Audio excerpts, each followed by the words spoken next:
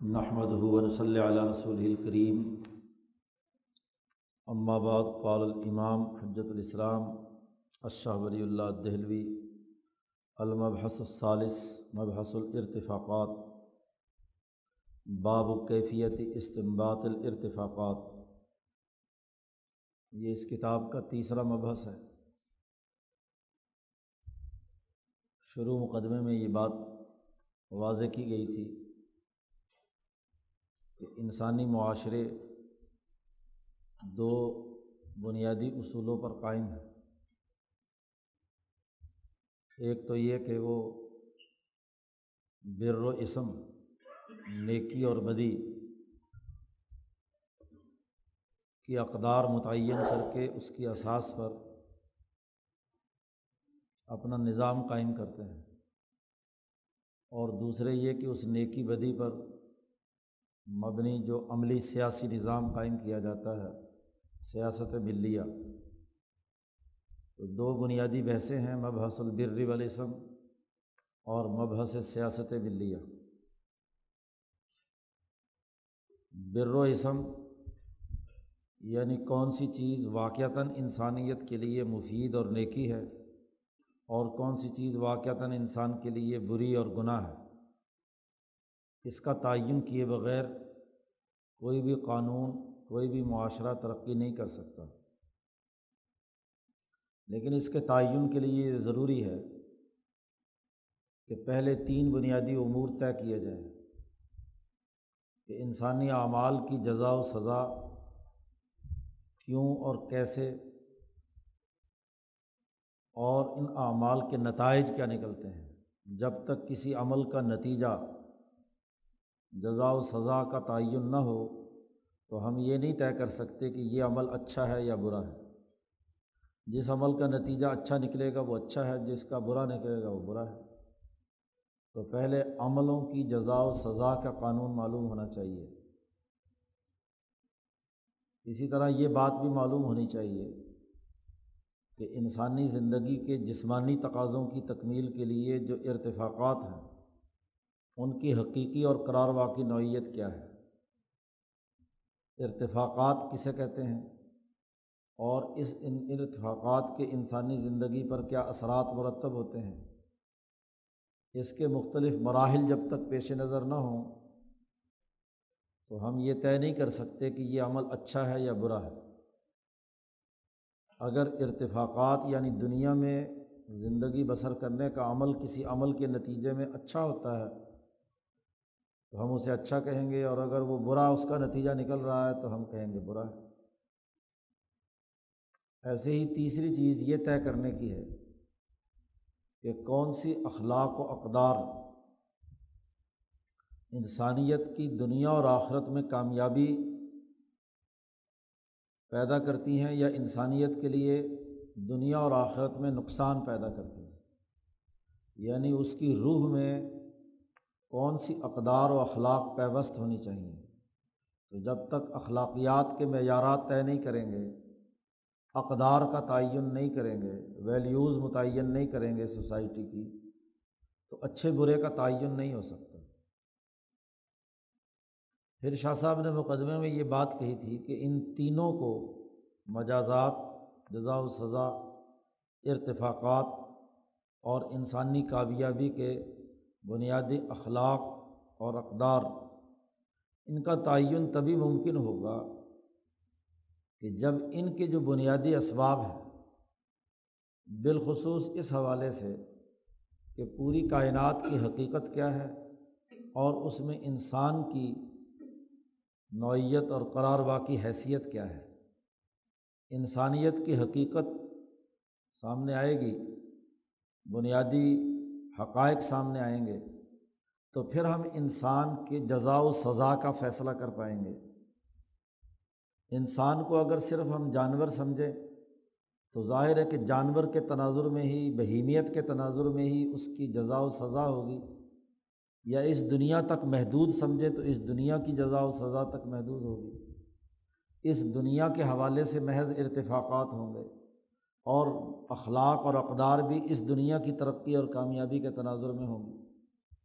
اور اگر انسان ایک ایسا نفس ہے کہ جو نہ صرف دنیا اور مرنے کے بعد بہت سے مراحل میں اس کو مختلف جگہوں سے گزرنا ہے، اور یہ کائنات اس دنیا کے اختتام پر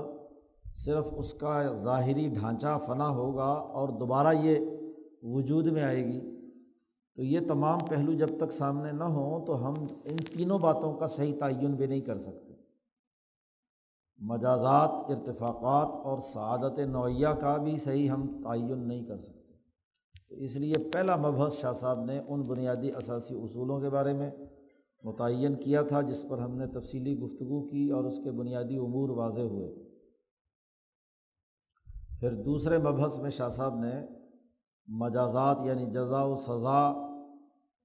کی بنیادی حقیقت اور کس عمل کی کیا جزا و سزا ہوتی ہے اس کی وضاحت کی تھی۔ اب یہاں بر و اسم کو سمجھنے کے لیے دوسری اہم ترین بحث ارتفاقات کی تھی، تو اسے سمجھانے کے لیے، اس پر گفتگو کرنے کے لیے شاہ صاحب نے یہ تیسرا مبحث قائم کیا ہے۔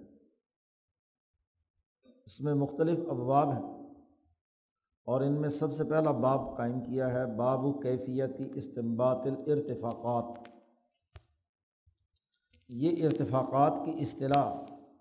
امام شاہ ولی اللہ دہلوی ہی کی اپنی وضع کی بھی ہے۔ شاہ صاحب سے پہلے دنیاوی ان امور کی انجام دہی کے لیے یہ اصطلاح کسی نے استعمال نہیں کی۔ شاہ صاحب نے یہ اصطلاح اخذ کی ہے قرآن حکیم کی ایک آیت سے۔ سورۃ کہف میں اللہ تبارک و تعالیٰ نے مسلمانوں کے اور کافروں کے دونوں کے جزا و سزا اور اچھے یا برے نتائج کے حوالے سے ایک جملہ استعمال کیا ہے۔ مسلمانوں کے عمل اور ان کے لیے جو جنت پیدا ہوتی ہے اس کے لیے کہا ہے وہاں قرآن حکیم نے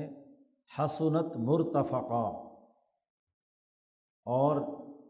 ظالموں اور کافروں کے لیے جو سزا جہنم کی صورت میں ظاہر ہونی ہے اس کے لیے کہا ساعت مرتفقہ، کہ ان کا مرتفق، ان کے نفع کی حالت بری ہو گئی، اور حسنت مرتفقہ، ان کے ارتفاق کی حالت اچھی ہو گئی۔ تو یہ ارتفاق مصدر ہے اور اس سے مرتفق، دونوں جگہ پر مسلمانوں اور کافروں کے لیے استعمال کیا گیا ہے۔ تو شاہ صاحب نے قرآن حکیم کی اس آیت سے اس لفظ سے یہ اصطلاح اخذ اور استنباط کی ہے۔ اچھی نفع بخش حالت ہو تو قرآن نے اسے حسنت مرتفقہ کہا، اچھی حالت نہ ہو، غیر اطمینان بخش اور انسانیت کو نفع دینے والی چیز نہ ہو تو اس کے لیے قرآن نے ساعت مرتفقہ کہا۔ تو ان دونوں کے باہمی تجزیے سے جو نتیجہ نکلتا ہے وہ الارتفاق کی اصطلاح ہے۔ تو ارتفاق اچھا بھی ہوتا ہے اور ارتفاق برا بھی ہوتا ہے۔ ساعت برائی سے ہے اور حسنت اچھائی سے ہے۔ تو یہ اصطلاح شاہ صاحب نے قرآن حکیم کی اس آیت سے اخذ کی ہے۔ ارتفاقات کا لفظ یہاں استعمال کیا ہے، تو ارتفاقات جمع ہے ارتفاق کی، ارتفاق مصدر ہے، ارتفاقات اس کی جمع ہے۔ ارتفاق کا معنی ہے، لغوی معنی تو یہ ہے کہ آسانی اور سہولت کے ساتھ کسی چیز سے نفع اٹھانا۔ انسان چونکہ احتیاجات کا پتلا ہے تو حاجت پوری کرنے کے لیے، اپنی ضرورت کو پورا کرنے کے لیے کسی نہ کسی چیز سے انسان نفع اٹھاتا ہے، کھانا پینا، گرمی سردی سے بچاؤ وغیرہ وغیرہ وغیرہ، تو اس سے نفع اٹھاتا ہے۔ اب نفع اٹھانے کے دو طریقے ہیں کہ آپ نے نفع تو اٹھایا، فائدہ تو اٹھایا، لیکن بڑی ہی مشقت سے اٹھایا، اور وہ نفع اٹھایا لیکن بڑی آسانی سے، سہولت سے اٹھا لیا۔ تو ارتفاق کہتے ہیں کہ وہ نفع اٹھانے کا عمل آسانی اور سہولت سے، رفق، رفاقت کی بنیاد پر آپ نے وہ نفع اٹھایا ہے۔ لفظ یہاں ارتفاق کا اصل مادہ رفق ہے، رفاقت سے، تو باب افتعال ارتفاق کے اندر آ گیا۔ تو یعنی اگلے مرحلے میں جب اس کو مصدر کا ایک تو مصدر ہوتا ہے، عربی جاننے والے جانتے ہیں کہ ثلاثی، جس میں رافقہ مادہ آ گیا، اور ایک باب افتعال یعنی مزید فی اسے کہتے ہیں، اضافہ اس میں ہو گیا مزید۔ تو وہ نفع اور وہ کام رفاقت دو طرفہ عمل ہے، یعنی جب سوسائٹی کے اجتماعی رفاقت کی اساس پر نفع اٹھانے کا عمل ہو، جیسے آپ کسی دوسرے انسان کی مدد اور تعاون سے اپنی کسی کام میں سہولت اور آسانی پیدا کر رہے ہیں، تو آپ بھی دوسرے کو رفیق کے طور پر نفع پہنچانے کا عمل کریں گے، تو یہ ارتفاق کہلائے گا۔ ہر ارتفاق میں دو طرفہ عمل ہوتا ہے، اجتماعیت ہوتی ہے، فرد کی انفرادی معاملہ محض نہیں ہے۔ ہر ارتفاق میں دو طرفہ عمل ہوگا کہ آپ نے رفاقت کے اصول پر نفع اٹھایا ہے، یعنی جیسے کچھ آپ نے نفع خود اٹھایا ہے، ایسے ہی دوسرے کو بھی اپنے تعاون اور مدد سے نفع دیا ہے۔ جب رفاقت کی بنیاد پر یہ انتفاع ہے، تو یہاں ارتفاق کا جو مطلب ہے وہ طرق الانتفاع، دوسرے سے نفع اٹھانے کے طریقے، اس پر بحث۔ وہ طریقے خواہ ایجادات میں سے ہوں یا قدرتی یا جبلی اور فطری طور پر موجود ہوں، یعنی جن جن چیزوں سے آپ نفع اٹھانا چاہ رہے ہیں وہ چیزیں اگر تو قدرتی ہیں تو رفاقت کے اصول پر آپ ان قدرتی چیزوں کو اپنے لیے کیا ہے استعمال میں لا رہے ہیں، تو ظاہر ہے اس میں آپ نے کوئی نئی تخلیق نہیں کی، نئی پیدائش کا عمل نہیں ہوا، وہ قدرتی شے کا آپ استعمال کر رہے ہیں، جیسے پانی ہے، ہوا ہے، سورج کی گرمی ہے، تو اسے رفاقت کے اصول پر استعمال کرنا، رفاقت کے طریقے پر استعمال کرنا۔ اور یا وہ چیز جو ہے وہ آپ نے ایجاد کی ہے، یا جماعت نے، انسانی اجتماعیت نے ایجاد کی ہے، یا سوسائٹی کے جو حکماء اور عقلاء ہیں انہوں نے اس کو ایجاد کیا ہے، اور دوسرے لوگ اس ایجاد کو سامنے رکھ کر اس کی تقلید کر رہے ہیں، اس طریقے سے وہ بھی نفع اٹھا رہے ہیں، تو ایجاد کرنے والا بھی ایجاد کرتا ہے رفاقت کے اصول پر، پوری سوسائٹی کے اجتماعی فائدے کے لیے، اور جو استعمال کرنے والے لوگ ہیں وہ بھی اسے رفاقت کے اصول پر استعمال کریں۔ اس لیے مولانا سندھی رحمۃ اللہ علیہ نے یہ جو باب ہے، باب کیفیت استنباط الارتفاقات، تو ارتفاقات سے مراد ہے طریقے، نفع اٹھانے کے طریقے ایجاد کیے جائیں، یا اگر جبلی طور پر موجود ہیں تو ان کا رفاقت کے اصول پر استعمال کا طریقہ دریافت کرنا، اسے کہتے ہیں استنباط، یعنی نفع کے طریقے، انتفاع کے طریقے، اشیاء کے استعمال یا اس کی ایجاد سے کیسے حاصل کیے جائیں گے، ان طریقوں پر بحث کرنے کے لیے یہ باب ہے، باب کیفیتی استنباط الارتفاقات۔ مولانا سندھی نے جو اس کی عربی شرح میں، حجت اللہ کی عربی شرح میں اس باب کا ترجمہ بیان کیا ہے کہ باب فی کیفیتی ایجادی طرق الانتفاع من الاشیاء و استعمالها ان کانت موجدۃ و معرفتها و استعمالها ان کانت جبلیۃ۔ بڑا جامع معنی شاہ صاحب نے اس باب کا مطلب اور مفہوم بیان کر دیا مولانا سندھی نے، کہ اشیاء کے انتفاع کا طریقہ ایجاد کرنا، ایجادات کیسے ہوں گی، اس پر یہاں اس باب میں بحث ہے، ان کا استعمال کیسا ہے، اگر وہ ایجادات سے تعلق رکھتا ہے، اور اگر وہ جبلی اور فطری یا قدرتی طور پر موجود ہے تو اس چیز کو سمجھنا کہ وہ چیز کی خاصیت یا حقیقت کیا ہے، اور اس کا زیادہ سے زیادہ مفید استعمال رفاقت کے اصول پر کیسے کیا جا سکتا ہے۔ تو دو باتیں اس میں مولانا سندھی نے اس باب کی جامعیت کے عنوان متعین کر دیں کہ ان طریقوں کو دریافت کرنا یا ایجاد کرنا،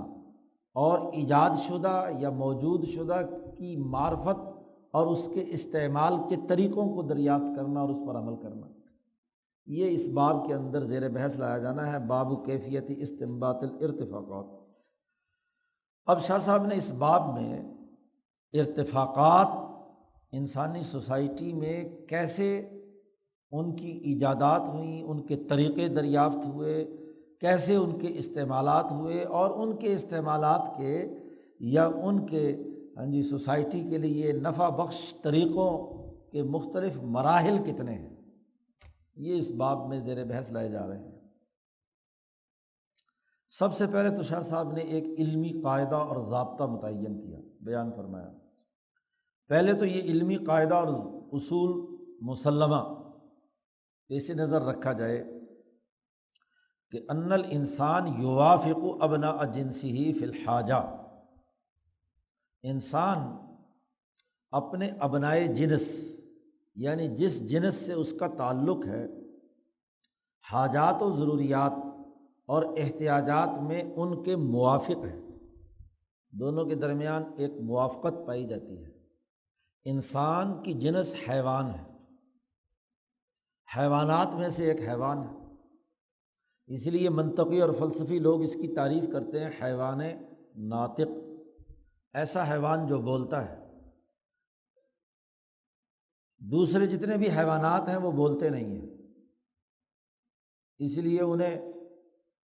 عجم سے تعبیر کیا جاتا ہے، عجمہ ہے وہ، یعنی جن کی بولی کچھ نہیں ہے، اور اگر ہے بھی تو جانوروں کی آپس میں گٹ مٹ ہوتی ہے تو وہ جانور جانے وہ جانے، ہمیں ان کی بولی سمجھ نہیں آتی ہے، ہمارے اعتبار سے وہ گونگے ہیں، اور انسان ان کے مقابلے میں کیا ہے، ناطق ہے۔ تو حیوانیت میں انسان اپنے تمام حیوانوں کے ساتھ اپنی احتیاجات اور ضروریات میں موافقت رکھتا ہے، دونوں موافق ہیں۔ کون کون سی حاجات؟ سب سے پہلے تو کھانا ہے، تو جیسے جانور کو بھوک لگتی ہے ایسے انسان کو بھی کیا ہے، جیسے وہ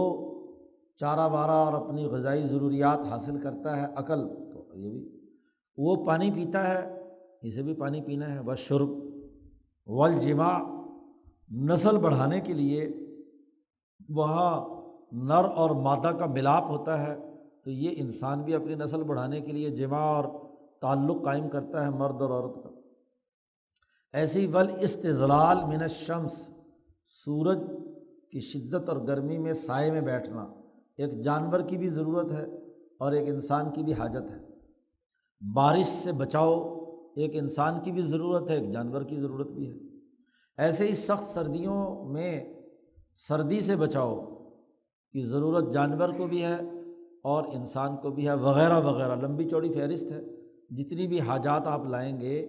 حیوانی تقاضے کے تناظر میں انسان اور جانور دونوں آپس میں موافق ہیں۔ جب پہلا اصول تو یہ ہے، اور یہ اس پر تفصیل سے گفتگو شاہ صاحب پیچھے جہاں بہیمیت اور ملکیت کی بات کی تھی وہاں تفصیل سے حیوانی تقاضوں کا شاہ صاحب نے تذکرہ کیا تھا۔ اگلی بات یہ بھی سمجھ لینی چاہیے، دوسرا اصول ہے وَكَانَ مِنْ عِنَایَةِ اللَّهِ تَعَالَى بِهِ أَنْ أَلْهَمَهُ كَيْفَ يَرْتَفِقُ بِإِزَاءِ هَذِهِ الْحَاجَاتِ إِلْهَامًا طَبِيعِيًّا مِنْ مُقْتَضَى صُورَتِهِ النَّوْعِيَّةِ۔ اب تمام جنس کے تمام حیوانات، پہلی بات تو یہ ہے کہ وہ ان تمام احتیاجات کے اندر ایک دوسرے کے موافق ہیں، متفق ہیں، ضرورت ان تمام کو ہے۔ اس کے بعد اگلا مرحلہ آ جائیے، اگلا مرحلہ یہ ہے کہ یہ ان حیوانات اجناس میں انواع آ گئیں، یہ گھوڑے کی قسم ہے، یہ گدھے کی ہے، یہ شہد ہے، یہ شہد کی مکھی کی ہے، اور یہ جناب چڑیا ہے، یہ کبوتر ہے، فلاں فلاں فلاں، پرندے بھی اور باقی جانور بھی، اور ایک نوع جو ہے وہ انسان ہے جسے ناطق کہا گیا ہے۔ تو ہر نوع کے تقاضے کے مطابق ان مشترکہ احتیاجات کو پورا کرنے کے لیے ایک طبعی طور پر الہام، فطری اور جبلی اور طبعی طور پر ان کو الہام ہوتا ہے کہ اپنی ان ضروریات کو پورا کرنے کے لیے رفاقت کے اصول پر اچھے طریقے کیسے اخذ و استنباط کیے جائیں۔ جیسے ہی ایک نوع کا فرد نیا پیدا ہو کر آتا ہے تو ہر نوع کے نوعی تقاضوں کے مطابق اس کی نوع کے ہر فرد میں جبلی، طبعی، فطری طور پر یہ الہام رکھ دیا گیا ہے کہ وہ اپنی ان کھانے پینے وغیرہ کی ضروریات کو پورا کرنے کے لیے کیا طریقہ کار اختیار کرے، نفع اٹھانے کا کیا طریقہ کار اختیار کرے، اس کی کیفیت کیا ہوگی، یہ ہر نوع کے اندر ہوتا ہے۔ جب یہ بات واضح ہو گئی تو ہر نوع کے تمام افراد ان احتیاجات کی تسکین کے طریقوں میں مساوی ہیں۔ فلا جرم یتساوی الافراد فی ذالک، یتساوی مساوات سے ہے، مساوی ہیں تمام افراد ہر نوع کے۔ تو مثلاً انسان ایک نوع ہے تو انسان میں نوع کے تقاضے سے، وحدت انسانیت کے نوعی تقاضے سے جتنی ان حاجات کو پورا کرنے کے طریقے ہیں، ان طریقوں پر عمل درآمد کے حوالے سے تمام افراد مساوی حیثیت رکھتے ہیں۔ ہم جو شور و آگہی میں موضوع پڑھتے ہیں وحدت انسانیت کا، تو اس وحدت انسانیت کے موضوع کی اساس یہی بات ہے کہ پوری نوع انسانیت وہ وحدت نوعی میں، وحدت کے دائرے کے اندر پروئی ہوئی ہے، اور ان احتیاجات کی تسکین کے طریقوں میں، کھانے پینے، پہننے، گرمی سردی سے بچاؤ، نکاح وغیرہ وغیرہ کے امور میں تمام انسانوں کی ضروریات مساوی ہیں، اور وہ ان طریقۂ کار کو اختیار کرنے میں مساوی حیثیت رکھتے ہیں۔ یہ جو مساوات کا معاملہ ہے وہ بھی شاہ صاحب کی اسی عبارت سے ماخوذ ہے، اس لیے یہ دلیل معلوم ہونی چاہیے، کیونکہ یہ اوریجنل ڈاکومنٹ ہے شاہ ولی اللہ صاحب کا۔ اس سے آپ کو اصل میں اس پورے موضوع کی جو بنیادی حقیقت ہے وہ صحیح طور پر سمجھ میں آئے گی۔ تو اب یہاں لا جرم، اس میں کوئی شک کی بات نہیں کہ یتساوی الافراد فی ذالک، نوعی تقاضوں کے پورا کرنے کے ارتفاقات کے طور طریقوں میں تمام افراد مساوی حیثیت رکھتے ہیں، سوائے اس کے الا کل مخدج عصت مادتہ، سوائے اس پاگل، مجنون یا ناقص الخلقت انسان کے کہ جس کی جسمانی تخلیق میں اس کے جسم کے مادے نے اس کی نافرمانی کی اور وہ لولا، لنگڑا، اندھا، بہرا یا کچھ اور معذور پیدا ہوا ہے، تو ظاہر ہے کہ ضابطے اور قوانین جو ہیں وہ افراد کی جو استثنائی حیثیت ہوتی ہے اس کی بنیاد پر نہیں ہوتے۔ تو جو بیچارہ آپ کہیں کہ جی ایک اندھا ہے اس میں اور ایک دیکھنے والے کے درمیان مساوات کیسے ہے، تو بہرحال یہ قانون، یہ بات نہیں ہو رہی، اس کے اندر تو نقص پیدا ہو گیا، تو اب اس معاملے میں اس کی مساوات نہیں، لیکن باقی معاملوں میں تو مساوی ہے، کھانے پینے کے باقی امور میں، یا کوئی معذور پیدا ہوا، لولا ہوا، لنگڑا ہوا، یا خنثی مشکل ہوا، کچھ بھی ہوا، تو کچھ نہ کچھ جس درجے کا نقص ہوگا اس درجے کا وہ عدم مساوی ہوگا دوسرے، اس لیے اس کے لیے لفظ بھی استعمال کیا کہ اسپیشل کیس ہے، اس کو اسپیشل کہہ دیا کہ وہ عام انسانوں سے ہٹ کر فرد ہے، لہٰذا اس کے ساتھ وہ مساوی سلوک نہیں ہوگا جو باقیوں کے ساتھ ہونا ہے، اس کو اسپیشل ٹریٹمنٹ اس کی ہونی چاہیے۔ تو مساوات صرف ٹوٹے گی وہاں جہاں انسان کے مادے میں کوئی نقص ہونے کی وجہ سے وہ ناقص، ادھورا یا محتاج انسان پیدا ہوا ہے۔ دوسرا اصول، اب اس دوسرے اصول کے مطابق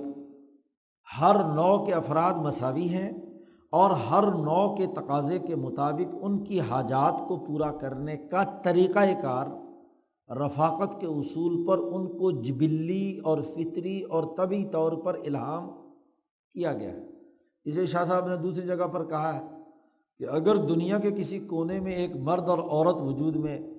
ہوں تو وہ اپنا گھر بنا کر خاندانی نظام اور ملکی اور قومی نظام تک اپنی نسل بڑھا سکتے ہیں،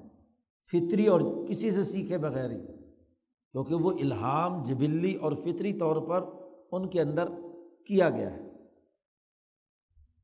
اب اس پر شاہ صاحب نے دو مثالیں دی ہیں، اور یہ مثالیں پہلے بھی بیان ہو چکی ہیں۔ جیسے اللہ نے شہد کی مکھی کو الہام کیا جبلی اور فطری طور پر کہ کیسے وہ پھلوں سے رس چوسے، پھر کیسے گھر بنائے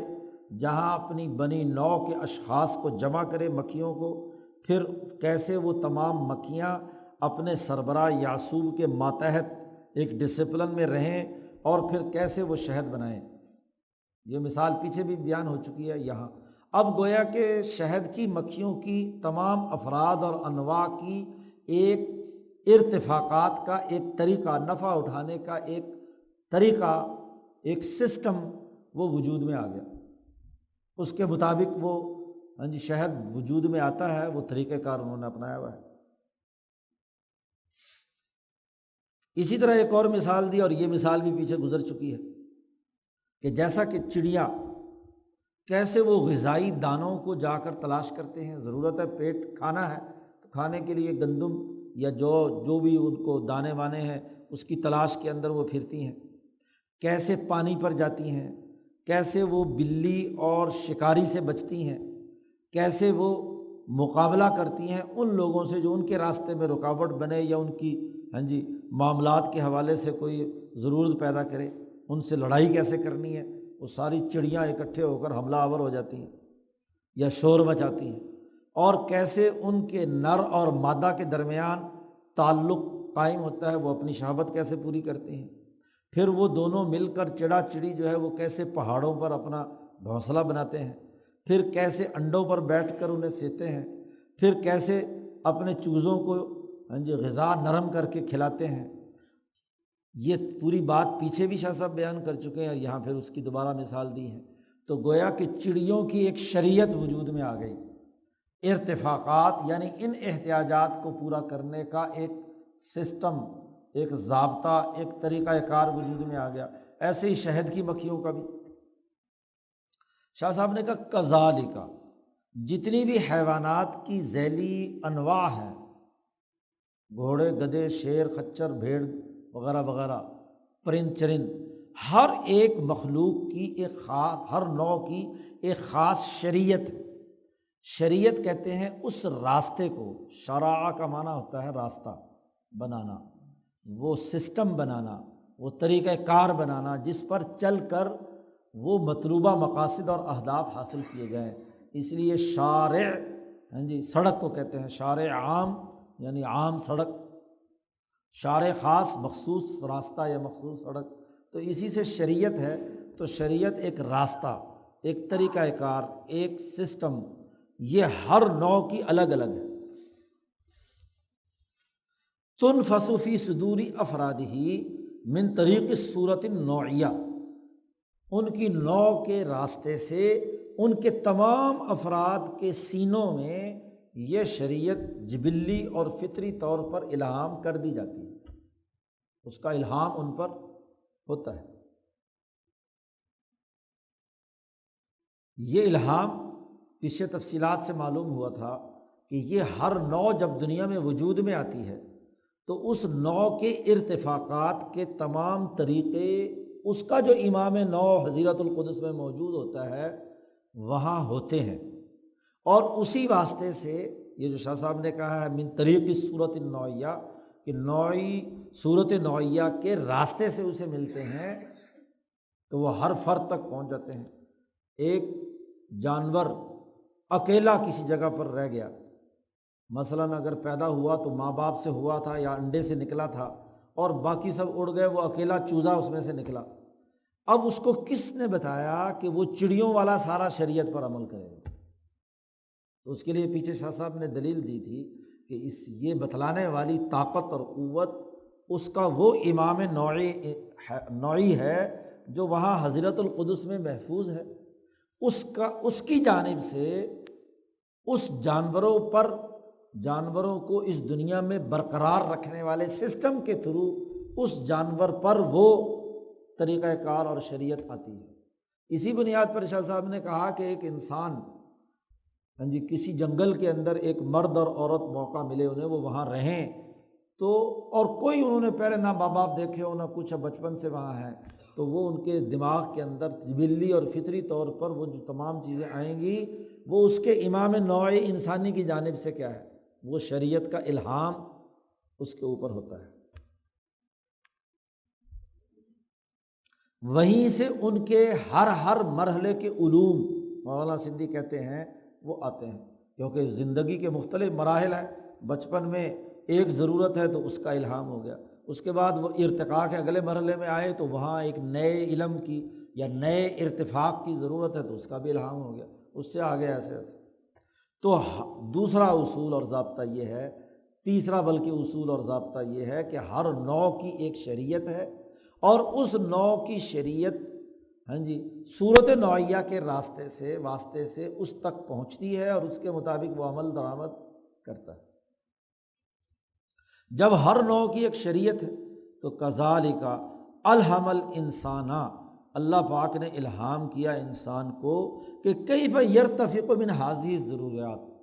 یہ جو ضرورتیں حاجتیں ہیں ان کو انسانیت کی سطح پر پورا کرنے کا کیا طریقہ کار ہے۔ غیر انہ ان ضم لہ مع ذالک ثلاثۃ اشیاء لمقتضی صورتہ النوعیہ الرابعہ علی کل نوع، انسان کے علاوہ جتنی ابنائے جنس ہیں ان کی نوع کی حالت کمزور درجے کی ہے، زیادہ ترقی یافتہ نہیں ہے جانوروں کی، اس لیے وہ بول بھی نہیں سکتے، باقی کام بھی نہیں کر سکتے۔ لیکن اس جنس حیوانی میں نوع انسانی ترقی یافتہ ہے، الرابیہ ہے، بلندی کے مقام پر ہے، العالیہ ہے، علی کل نوع، باقی تمام حیوانی اقسام یا انواع پر یہ جو انسانی نوع ہے زیادہ ترقی یافتہ ہے۔ تو یہی کھانے پینے پہننے وغیرہ وغیرہ کی یہ تمام احتیاجات جو جانوروں میں بھی تھی اور اس انسان میں بھی تھی، لیکن اس انسان کی ان ضروریات کو پورا کرنے کے جبلی الہام کے باقی امور کے ساتھ ساتھ تین بنیادی خصوصیتیں ہیں جس کی اساس پر یہ نوع انسانی باقی تمام حیوانات سے ممتاز ہوتی ہے، چونکہ اس کی جو ساخت ہے وہ زیادہ ترقی یافتہ ہے، زیادہ اونچے درجے کی ہے، تو اس لیے اس کے اندر تین نئی چیزیں جو جانوروں کی سطح پر نہیں ہیں وہ موجود ہیں۔ جانور جو بھی کچھ استفادہ کرتا ہے اپنی ضروریات کو پورا کرنے کے لیے وہ خالصتاً قدرتی چیزوں پر کرتا ہے، جو اللہ تبارک و تعالیٰ نے فطری اور طبعی طور پر پیدا کر دی ہیں وہی دانے کھائے گا، انہی کو سمیٹے گا، وہیں سے تنکے لا کر گھونسلہ بنائے گا وغیرہ وغیرہ۔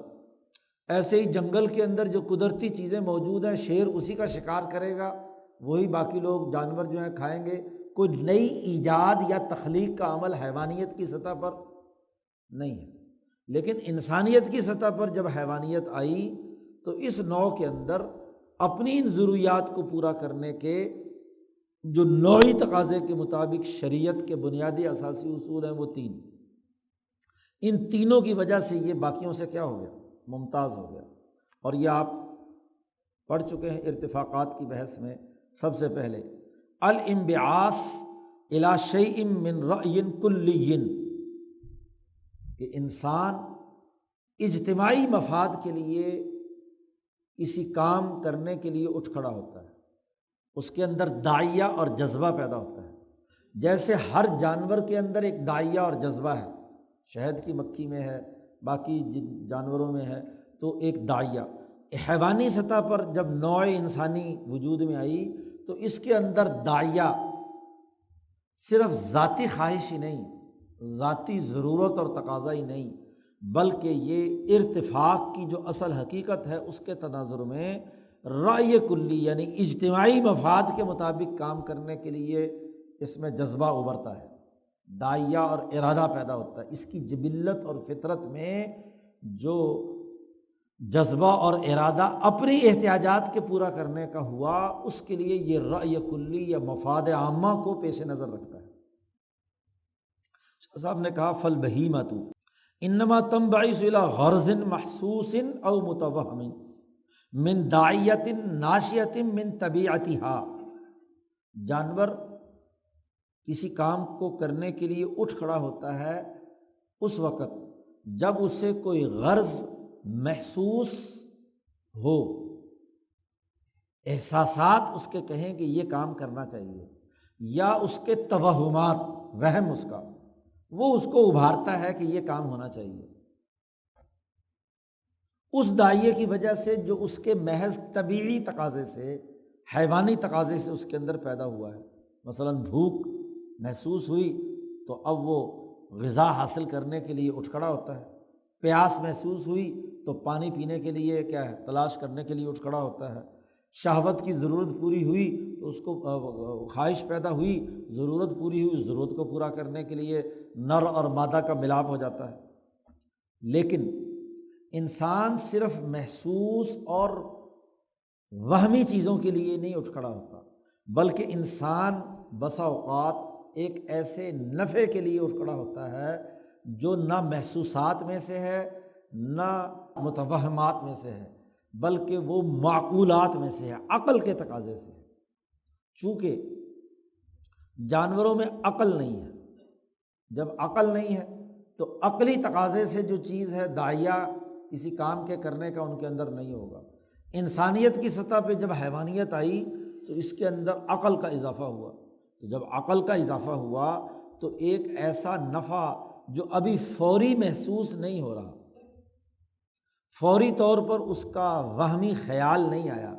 بلکہ عقلی طور پر ہے، مستقبل میں اس کا نتیجہ نکلے گا، اور اس کا نتیجہ پوری سوسائٹی کے لیے ہے جو بظاہر نظر نہیں آ رہا، تو معقول نفع کے لیے اٹھ کھڑا ہوتا ہے۔ لیس لہ داعیۃ من طبیعتہ، اس کی طبیعت میں اس کا کوئی داعیہ نہیں ہے، اس کا اپنا پیٹ بھرا ہوا ہے، مثلا بھوک نہیں لگ رہی، لیکن وہ کسی دوسرے انسان کی بھوک کو دیکھ کر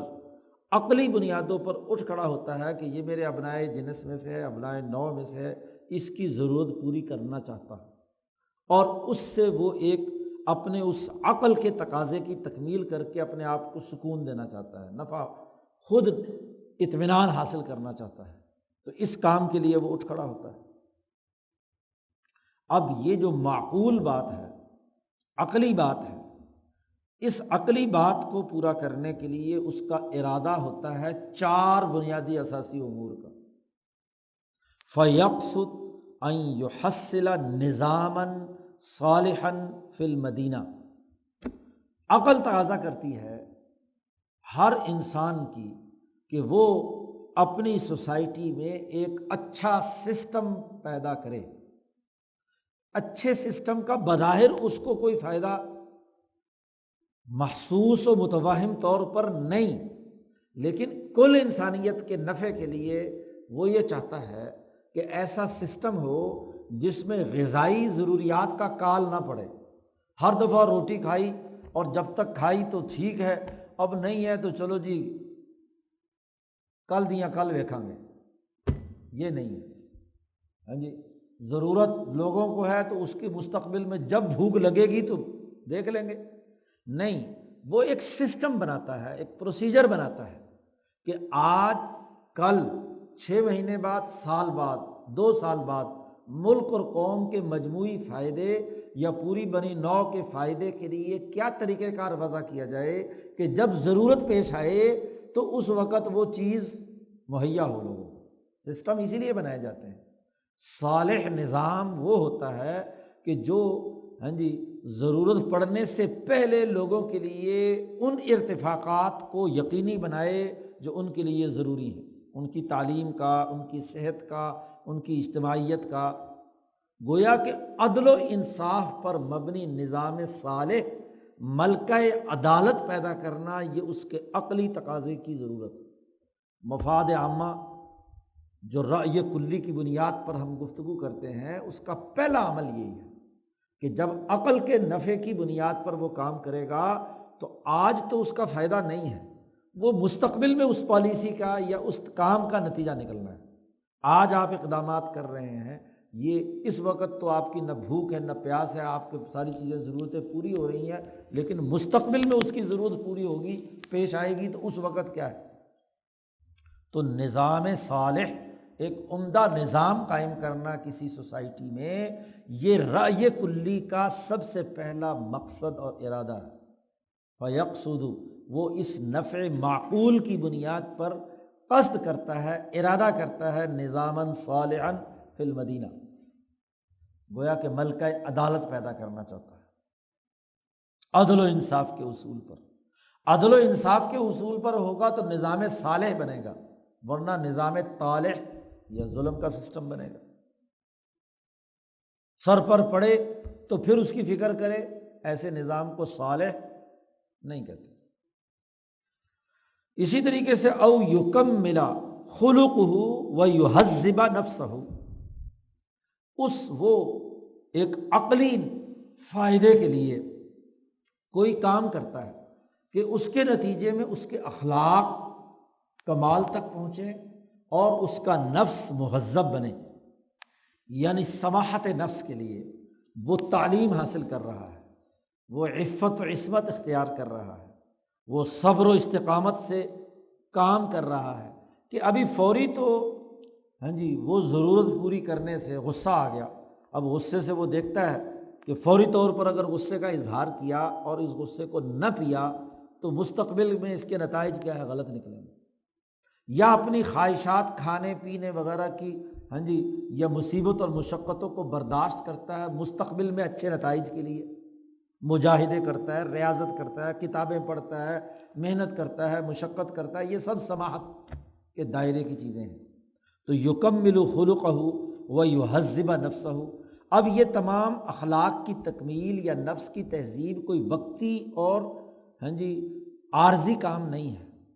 یہ جتنے بھی کام ہیں ان کا عقلی نفع ہے، یعنی مستقبل میں نتیجہ نکلنا ہے، ابھی فوری طور پر نتیجہ بسا اوقات فوری طور پر تو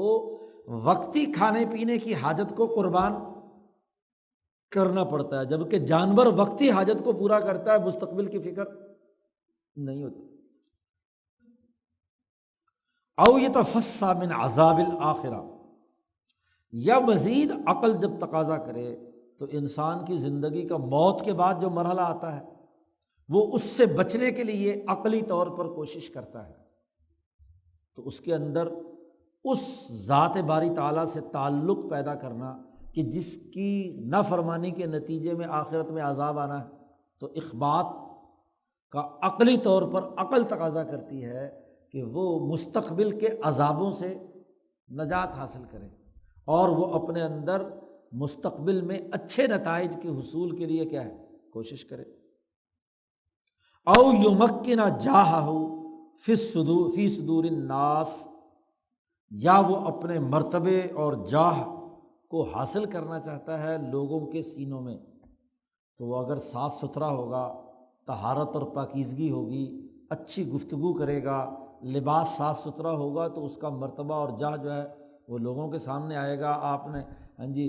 نہا دھو کر آئیں، اچھا لباس پہن کر آئیں، کنگھی کر کے آئیں، خوشبو لگا کے آئیں تو آپ کی عزت ہوگی، اور اگر برے حال بانکے دہاڑے بال بکھرے ہوئے اور کسی مجلس میں آئیں تو لوگ کیا عزت کریں گے،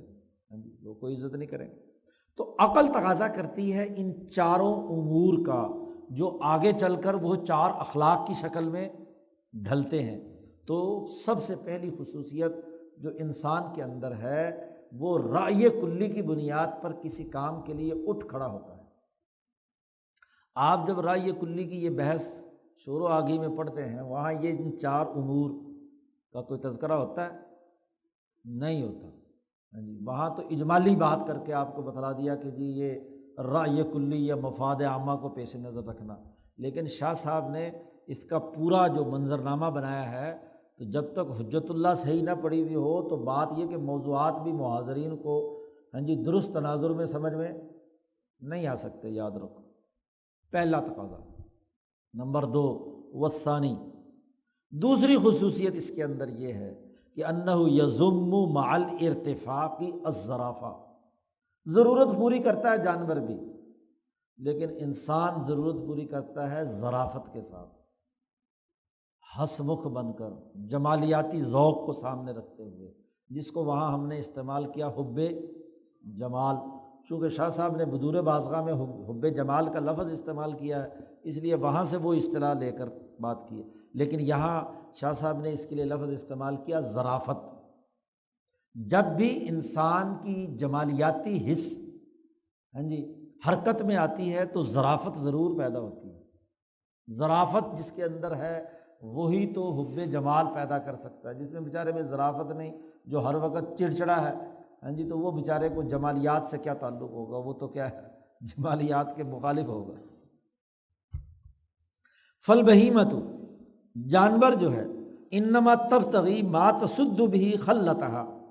جانور کی ضرورت تو اتنی ہے کہ اس کو جو وقتی ضرورت پیش ہے وہ اس کی پوری ہو جائے۔ پٹھے کھانے ہیں تو بس پٹھے مل جائیں، چاہے کھرلی میں مل جائیں، زمین میں مل جائیں، یا اگے ہوئے کیا ہے فصل میں سے منہ مار کر کھا لے، کھانا ہے، پیٹ بھرنا ہے۔ پانی پینا ہے، ٹب کے اندر صاف شفاف برفیلا پانی مل جائے، یا بیچارے عام آدمی کے جانور کو کیا ہے گھاٹ سے مل جائے، یا کسی تالاب سے مل جائے، یا گندی نالی سے مل جائے، پانی پینا ہے اسے۔ اس کی ضرورت یہ کہ اپنی حاجت کو پورا کرے، دفع کرے، بس ضرورت پوری کرے، معاملہ ختم۔ لیکن یہ انسان صاحب جو ہے، اس نوع انسان کے اندر ظرافت پائی جاتی ہے، یہ خوب سے خوب تر کی تلاش میں رہتا ہے۔ ربما یریدو، یہ کہتا ہے کہ جو کھانا کھایا جائے وہ نہ صرف یہ کہ پیٹ پوجا کرنی ہے، بلکہ باوقار اور عزت اور جمالیاتی حص کو برقرار رکھتے ہوئے نو بنو کے کھانوں کے ذریعے سے کیا ہے پیٹ بھرنا ہے۔ ایسے نہیں کہ بس کو کترا بنا کر رکھ دیا جائے اور وہ کھا لیا جائے، نہیں، وہ یہ ارادہ کرتا ہے کہ اس کی جتنی ضرورتیں پوری ہوں، ان تقر عینہ، اس کی آنکھیں ٹھنڈی ہونی چاہیے، دیکھ کر اس سے آنکھیں ٹھنڈی ہو۔ وتلذ نفسہ زیادۃ علی الحاجہ، ضرورت سے زائد اس کے نفس کو ایک خاص لذت بھی ملنی چاہیے، محض صرف ضرورت ہی پوری کرنا مقصود نہیں ہے۔ چنانچہ شاہ صاحب نے جو ضروریات جیسے کہ پیچھے بیان کی تھی، کھانے پینے، جماع وغیرہ وغیرہ کی، تو شاہ صاحب نے اسی کی بنیاد پر کہا فَيَطْلُبُ زَوْجَةً جَمِيلَةً، وہ خوبصورت بیوی تلاش کرتا ہے جی۔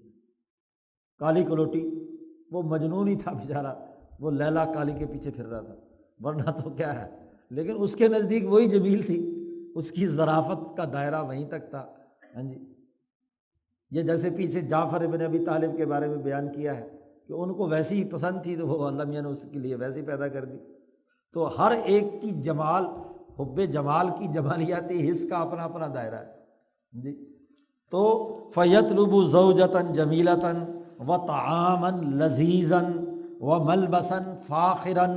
وَمَسْكَنًا شَامِخًا، لذیذ طعام تلاش کرتا ہے، کھانا تلاش کرتا ہے، لباس، وہ جو لوگوں پر فخر و مباحات کے طور پر لوگ اس کو کہیں جی واہ جی واہ کیا لباس پہنا ہوا ہے، تو یہ بھی چاہتا ہے وہ۔ اسی طریقے سے مسکنن شامخن، بلند و بالا بڑی ہاں جی مزین قسم کی بلڈنگ اور عمارت جس میں وہ رہنا چاہتا ہے، تو گھر بڑا اچھا اور عمدہ چاہتا ہے، ہاں جی، کھانا اچھا لذت والا چاہتا ہے، لباس فخر و مباحات والا چاہتا ہے، بیوی اچھی چاہتا ہے، وغیرہ وغیرہ وغیرہ۔ یہ حب جمالیات یا جمالیاتی حص ہے جس کے نتیجے میں یہ ساری چیزیں اس کے اندر پائی جاتی ہیں۔ والثالث، اور تیسری بنیادی خصوصیت اس انسان کی باقی حیوانات سے جو اسے ممتاز کرتی ہے وہ یہ کہ ان انسانوں میں ایک تو عقل عام ہے، تمام لوگوں میں عقل جانوروں کے مقابلے میں زیادہ بہتر پائی جاتی ہے، اور وہ اجتماعیت اور ظرافت کا تقاضے رکھتے ہیں۔ لیکن جہاں تک قدرتی اشیاء ہے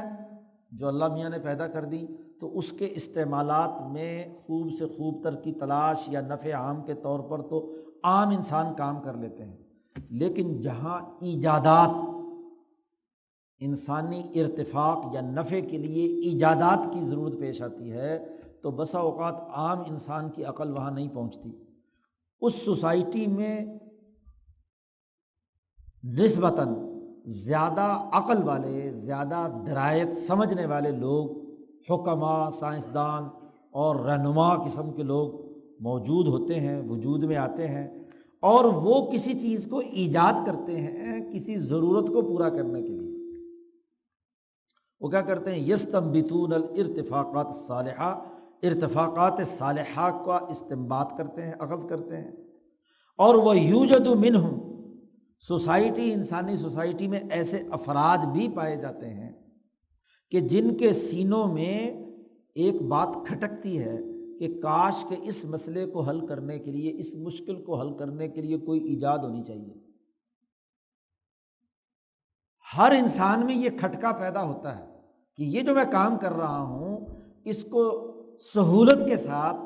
رفاقت کے اصول پر، نفع کے اصول پر زیادہ بہتر سے بہتر کیسے کیا جا سکتا ہے۔ تو بس بعض لوگوں کے تو خیال میں ہوتا ہے کہ زیادہ بہتر ہونا چاہیے، لیکن کیسے، اس کی عقل نہیں ہوتی۔ لیکن بعض لوگ جو سائنسدان یا اونچے درجے کے ایجادات کرنے والے ہیں، ان کے دماغ میں وہ طریقہ آ جاتا ہے اور وہ دریافت کر لیتے ہیں۔ جب وہ دریافت کرتے ہیں یا کوئی پروڈکٹ تیار کر کے میدان میں لاتے ہیں، تو وہ آدمی جو خود طاقت نہیں رکھتا تھا نئی تخلیق کی، جب وہ ان حکماء کی بات سنتا ہے یا ان کی دریافت کی ہوئی کسی چیز کو مارکیٹ میں دیکھتا ہے یا سنتا ہے، تو فوری طور پر اپنے دل کی گواہی سے اسے قبول کر لیتا کہ ہاں یہ تو میرے دل میں بھی تھی، یہ سہولت والی چیز تو فوراً کیا ہے، خریدنی چاہیے اور استعمال میں آنی چاہیے۔ اور وَعَزَّ عَلَيْهِ بِنَوَاجِزِهِ لِمَا وَجَدَهُ مُوَافِقًا لِعِلْمِهِ الْإِجْمَالِ، تو وہ فوری طور پر اس چیز پر لپکتا ہے، اسے خریدتا ہے، اس کو استعمال کرنا شروع کر دیتا ہے، مضبوطی سے اس پر جم جاتا ہے، کیونکہ اس کے دماغ میں وہ ضرورت پہلے سے گردش کر رہی تھی، لیکن وہ خود اس کو دریافت یا ایجاد نہیں کر سکا تھا۔ اس لیے ہوتا یہ ہے کہ جو سائنسدان، جو اعلیٰ دماغ اس طرح کی کوئی نئی چیز مارکیٹ میں ڈالتے ہیں، تو فوراً لوگ جو ہے نا اس کی طرف لپکتے ہیں اور اس کو اپنے استعمال میں لے آتے ہیں۔ تو یہ ایجاد اور تقلید، جس نے دریافت کیا اس نے چیز ایجاد کی، اور جس نے اس کی تقلید کر کے اس چیز کا استعمال شروع کر دیا، تو یہ مقلدین اور موجدین، ایجاد کرنے والے اور تقلید کرنے والے۔ اور یہ علم کا ارتقاء ایسے ہی ہوا، بلکہ ایجاد کرنے والے بھی دراصل اپنے سے پہلے کے علم کی سب سے پہلے تقلید کرتے ہیں۔ کسی بھی علم و فن میں جو کچھ پہلے دریافت ہو چکا ہوتا ہے، پہلے اسے پڑھ کر یاد کر کے اس کے ساتھ اپنے آپ کو وابستہ کرتے ہیں، اور پھر آہستہ آہستہ جب اس پر مزید غور و فکر کرتے ہیں تو اضافے کر کے ایک نئی چیز دریافت کر لیتے ہیں۔ تو یہ تقلید یعنی ان اہل عقل کی تقلید کا اگلا مرحلہ ایجاد ہوتا ہے۔ کچھ وہ ہوتے ہیں جو تقلید کے درجے پر ہی رہ جاتے ہیں، اور کچھ وہ ہوتے ہیں جو اس تقلید کے بعد اگلے مرحلے کی نئی تخلیق پیدا کر کے اس کو کیا مارکیٹ میں ڈال دیتے ہیں، تو پچھلا سارا کام کیا ہو جاتا ہے، چوپٹ ہو جاتا ہے۔ آج کل کے جدید ایجادات کے دور میں تو ہمارے سامنے ہر 5-10 سال کے بعد ایسی چیزیں مارکیٹ میں آ جاتی ہیں کہ جناب والا پوری کی پوری مارکیٹ ہی کیا ہے، پرانے طور طریقوں کو چھوڑ کر نئی سہولتوں کی طرف آ جاتی ہیں۔ کمپیوٹر ایک کمرے کا تھا، اب ظاہر ہے کہ وہ کوئی ایک آدھ ہی لے سکتا تھا، اور وہ ہوتے ہوتے آج وہ جناب والا ہر ہاتھ کے اندر بلکہ ہر گھڑی کے اندر آ گیا۔ تو سہولتوں کا یہ طریقہ ایجاد و تقلید کا یہ جاری ہے۔ تو 3 بنیادی خصوصیتیں جو انسان کو حیوانیت سے ممتاز کرتی ہیں، وہ انسان کے اندر پائی جاتی ہیں، بنی نوع انسان میں۔ اب جب یہ 3 صلاحیتیں اس کے اندر موجود تھیں، تو ہم ارتفاقات بتدریج کس طریقے سے وجود میں آئے، اس کو شاہ صاحب ایک طریقہ کار کے ساتھ سمجھا رہے ہیں اگلی اس بحث میں۔ شاہ صاحب نے کہا دیکھو، فرب انسان، بس اوقات ایک انسان کو بھوک لگی اور پیاس لگی، کھانا اور پانی اسے نہیں ملا، تو اس کو بڑی شدت سے تکلیف ہوئی۔ بھوک کی وجہ سے ظاہر ہے آنتے کلو اللہ پڑھ رہی ہیں اور کھانا ہے نہیں، پیاس کی وجہ سے اس کی زبان باہر نکلی ہوئی ہے اور اسے کیا ہے، پانی نہیں مل رہا۔ فقاسا فیقاسی المن شدیداً، وہ شدید اذیت اور تکلیف میں مبتلا ہے۔ پھر کچھ وقت گزر کے، وہ تکلیف کے کچھ مراحل گزرنے کے بعد وہ چیز اسے دستیاب ہوئی، اس کے لیے اس نے بھاگ دوڑ کی، پہنچ کر کسی چشمے پر پہنچ گیا، وہاں سے پانی ملا، یا کسی کنویں سے ڈول سے نیچے سے نکالا، مصیبت سے بہرحال اسے مل گیا۔ فَيُحَاوِلُ ارتفاقاً بِإِزَاءِ هَذِهِ الْحَاجَةِ، اب اس نے سوچا کہ جیسے میری حالت ہوئی ہے تو لوگوں کو بھی ضرور کیا ہے، کھانے کے ایسے موقع پر کھانا نہ ملے تو ان کو بھی ایک تکلیف ہوتی ہے، ایک ضرورت ہے۔ تو کوئی ایسا ارتفاق یا طریقہ تلاش کیا جائے کہ جب ایسی کوئی تکلیف آئے تو اس کو پورا کرنے کے لیے کیا طریقہ کار اختیار کیا جائے۔ ساری کہتے ہیں نا ایجادات ضرورت کی بنیاد پر ہوتی ہے نا، سب سے پہلے اس کی ضرورت، اور ضرورت جس کو ہوتی ہے سب سے پہلے وہ کسی نہ کسی تکلیف سے گزرتا ہے، اس کو کوئی نہ کوئی ٹھوکر لگ رہی ہوتی ہے، کوئی نہ کوئی مسئلہ پیدا ہوتا ہے، تب اسے پتہ چلتا ہے کہ ہاں یار یہ بھی انسان کی ایک چیز ہے، اس کو بھی کیا حل ہونا چاہیے۔ فَيُحَاوِلُ یعنی یقصد، اس نے ارادہ کیا ارتفاق کا ایک ایسے نفع بخش طریقے کا اس حاجت کو پورا کرنے کے لیے۔ اب یہ خیال اور ارادہ ہوا کہ ہونا چاہیے، لیکن ولا یہتدی سبیلا، اس کو راستہ معلوم نہیں ہو رہا کہ کس طریقہ کار سے اس حاجت اور ضرورت کو پورا کرنے کے لیے کوئی چیز وضع کی جائے، کوئی ارتفاق بنایا جائے۔ پھر ہوا کیا کہ اسی سوسائٹی کا ایک اعلیٰ درجے کا حکیم یا سائنسدان یا اعلیٰ درجے کا عقل مند، اس کو بھی اسی قسم کی تکلیف سے گزرنے کا اتفاق ہوا۔ ان یلقی حکیما اصابہ ما اصاب ذلک، جو وہ دوسرے عام آدمی کو تکلیف پہنچی تھی وہ تکلیف اسے بھی پہنچی، تو اس نے اپنی اس غذائی ضروریات کو پورا کرنے کے لیے اس نے کیا کیا، اب اس نے غذا کے چیزوں کی چھان پھٹک شروع کی، فرق و امتیاز پیدا کیا کہ بھوک کے مٹانے کا صحیح اور بنیادی کام کیا ہے۔ اور یاد رکھو اس حکیم سے جو سب سے پہلے یہ امور سر انجام دیتا ہے، مولانا سندھی کہتے ہیں کہ یہ انسانوں کے ارتفاقات کی جو سب سے پہلی ضرورت اور اس کے لیے کسی چیز کے ایجاد کا یا ارتفاق کا معاملہ تھا، یہ انبیاء کا معاملہ ہوتا ہے۔ جتنی بھی بنیادی چیزیں ہیں ان کی ایجادات سب سے پہلے انبیاء علیہم السلام نے کی، اور ان میں بھی سب سے پہلا انسان آدم کو ان مراحل سے گزرنا پڑا، اور اس نے سب سے پہلے کیا ہے، کھانے پینے اور دیگر ضروریات کے پورا کرنے کی سب سے پہلی چیزیں اس کو حاصل ہوئیں۔ مثلا جنت میں تھے تو مفت کی روٹی کھاتے تھے، جی مفت کا ساری ضرورتیں پوری ہو رہی تھی، کوئی کسی قسم کا تکلیف نہیں، کوئی مصیبت نہیں، کوئی مشقت نہیں۔ اللہ میاں نے کہا کہ بھائی چلو اب تم زمین پہ، تو آدم کو پھینک دیا کہاں، سرندیپ سری لنکا میں، اور اماں حوا کو پھینک دیا جدہ میں، تو اب تکلیف شروع ہوئی کہ نہیں؟ اب یہاں کرۂ ارض پر آئے، یہاں تو پکی پکائی روٹی نہیں ہے، نہ یہاں خواہش ہے، تو بھوک سے برا حال آدم کا ہوا، پیاس سے برا حال ہوا، جہاں پڑے ہوئے تو اب پڑے رہتے نہیں، بھاگ دوڑ شروع کی ادھر ادھر، اور بھاگ دوڑ شروع کر کے دیکھا گرد و پیش میں کچھ چیزیں اگی ہوئی ہیں، کچھ دانے ہیں یا کوئی درخت ہے، جس جنگل میں آئے اس جنگل کے اندر چیزیں کچھ لگی ہوئی ہیں، تو ان میں سے کیا ہے، ان کے استعمالات شروع کیے، کبھی کوئی کڑوا پھل کھا لیا، کبھی دوسرا کھا لیا، کبھی تیسرا کھا لیا، مسلسل تجربات کے مرحلوں سے گزر کر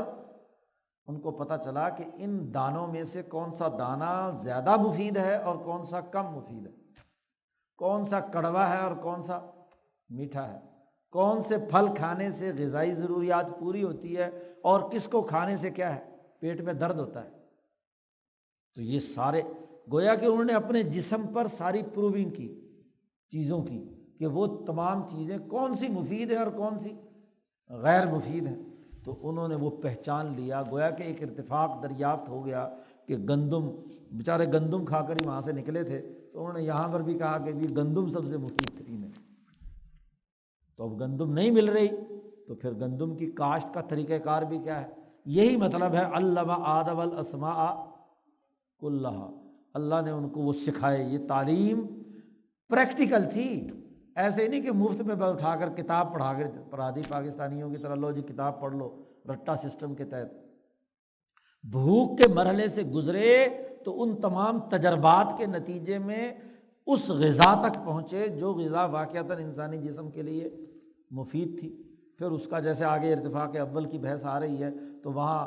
شاہ صاحب نے ذکر کیا ہے کہ پھر اب روٹی تو گندم تو ہو گئی، اب شاہ صاحب نے یہاں بھی کچھ اس کا تذکرہ کیا ہے کہ فتعرف الحبوب الغازیہ، تو اب انہوں نے استنبط بذرہا و سقیہا، کہ اس گندم کو کاشت کیسے کیا جائے، پانی کیسے لگایا جائے، اس کو دریافت کیسے کیا جائے، وحصادها ودیاسها وتزریتها، وہ جب فصل تیار ہو جائے تو اس کو کاٹنا کیسے ہے، اس کو گہائی کیسے کرنی ہے کہ دانے الگ ہو جائیں اور چھلکا الگ ہو جائے، اور پھر اس کو چھان پھٹک کر کے آٹا کیسے بنانا ہے، اور اس کو محفوظ کیسے رکھنا ہے اپنی اگلے سال کی تمام ضروریات کے لیے۔ ایسے ہی جب پانی کی تلاش ہوئی تو پانی کی تلاش میں مارے مارے پھر رہے ہیں، تو پھر انہوں نے کہا جی ہاں جی کنویں کھودو یا چشمے سے پانی کو کھود کر نکالو، یا کسی دریا یا نہر تک پہنچو اور وہاں سے پانی لو۔ اب ہر وقت تو دریا کے پاس نہیں بیٹھے رہتے، ادھر ادھر پھرنا ہے، تو پھر پانی کے لیے کیا مٹکے بنائے، اصطناع القلال والقرب والقصاع۔ اب بڑے مٹکے میں پانی بھر کر لے آئے تو پورے مٹکے کو پانی منہ لگا کر کیسے پئیں، تو پھر چھوٹے چھوٹے پیالے، قصاع اسے کہتے ہیں، ہاں جی وہ پیالے کی ضرورت پیش آئی، مشکیزے کی ضرورت پیش آئی، چمڑے سے مشکیزہ بناؤ، جانور کا شکار کھاؤ، اس کا گوشت بھون کر کھا لو اور اس کی چھال سے کیا ہے مشق بناؤ اور وہاں سے پانی لے کر آؤ، وغیرہ وغیرہ وغیرہ۔ یعنی یہ ساری چیزیں ارتفاقات کی باقاعدہ ایک پریکٹیکل پروسیجر کے تحت آدم کو سکھائی گئیں۔ یہ نہیں تھی کہ کوئی کتاب لکھی ہوئی تھی پکڑا دو لو پڑھ لو، اور جب آدمی کے اندر سے گزر کر پریکٹیکلی طور پر کوئی علم آتا ہے تو وہی پکا رہتا ہے، باقی تو کیا ہوتا ہے کچا ہوتا ہے۔ فَيَتَّخِذُ ذَلِكَ بَابًا مِنَ الْإِرْتِفَاقِ، اس سے کھانے اور پینے کا ارتفاق کیا ہے واضح ہوا۔ اب آدم کہاں سری لنکا میں اور اماں حوا کہاں جدہ میں، اب دونوں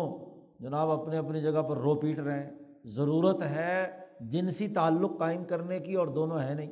اب اس کے لیے مصیبتیں برداشت کرتے ہوئے آدم مارے مارے پھرتے ہیں کہ کہاں گئی میری حوا، اور حوا ماری ماری پھر رہی کہ کہاں گیا میرا بابا آدم۔ تو بیچارے ہوتے ہوتے ہوتے کئی سالوں کی مصیبتوں کے بعد آدم جب وہاں عرفات میں پہنچے تو وہاں ان کو اماں حوا مل گئی۔ تو ظاہر ہے کہ ایک مرحلے سے گزرے، ایک مصیبت، جنت میں تو موج تھی، کھایا پیا اور بس معاملہ ختم، تو یہاں آ کر کیا ہے اس سارے مرحلے سے گزرنا پڑا، تو وہ ارتفاق۔ اب وہاں جب دونوں کا ہاں جی تعلق قائم ہوا، مل گیا آپس میں، تو اب گرمی سردی سے بچاؤ کے لیے بھی کیا ہے بھائی ایک گھر کی ضرورت ہے، تو وہاں سے دونوں چلتے چلتے کیا ہے مکہ پہنچے۔ جب مکہ پہنچے تو وہاں انہوں نے کہا یہاں ایک کوٹھڑا بنانا چاہیے، ایک گھر بنانا چاہیے، تو انہوں نے وہ بیت اللہ گھر بنایا۔ بیت تھا آدم کا بیت تو رات گزارنے کی جگہ ہے نا، ہاں جی تو جانور تو جہاں مرضی آپس میں نر اور مادہ تعلق قائم کر لیں، لیکن مرد اور عورت جب تعلق قائم کریں تو وہ کسی پردے کے اندر ہونا چاہیے، کسی ہاں جی عزت اور وقار کے ساتھ، حب جمال کے ساتھ ہونا چاہیے۔ تو انہوں نے وہ کیا ہے بیت اللہ کا گھر تعمیر کیا۔ وہ بیت اللہ کیا تھا؟ اول بیت وضع للناس، پہلا گھر ہے جو انسانوں کے لیے بنایا گیا، قرآن کہتا ہے۔ تو انسانوں نے سب سے پہلا گھر بنانے کا ارتفاق سب سے پہلے آدم نے کہاں سے شروع کیا؟ اس لیے دنیا کا سب سے پہلا بیت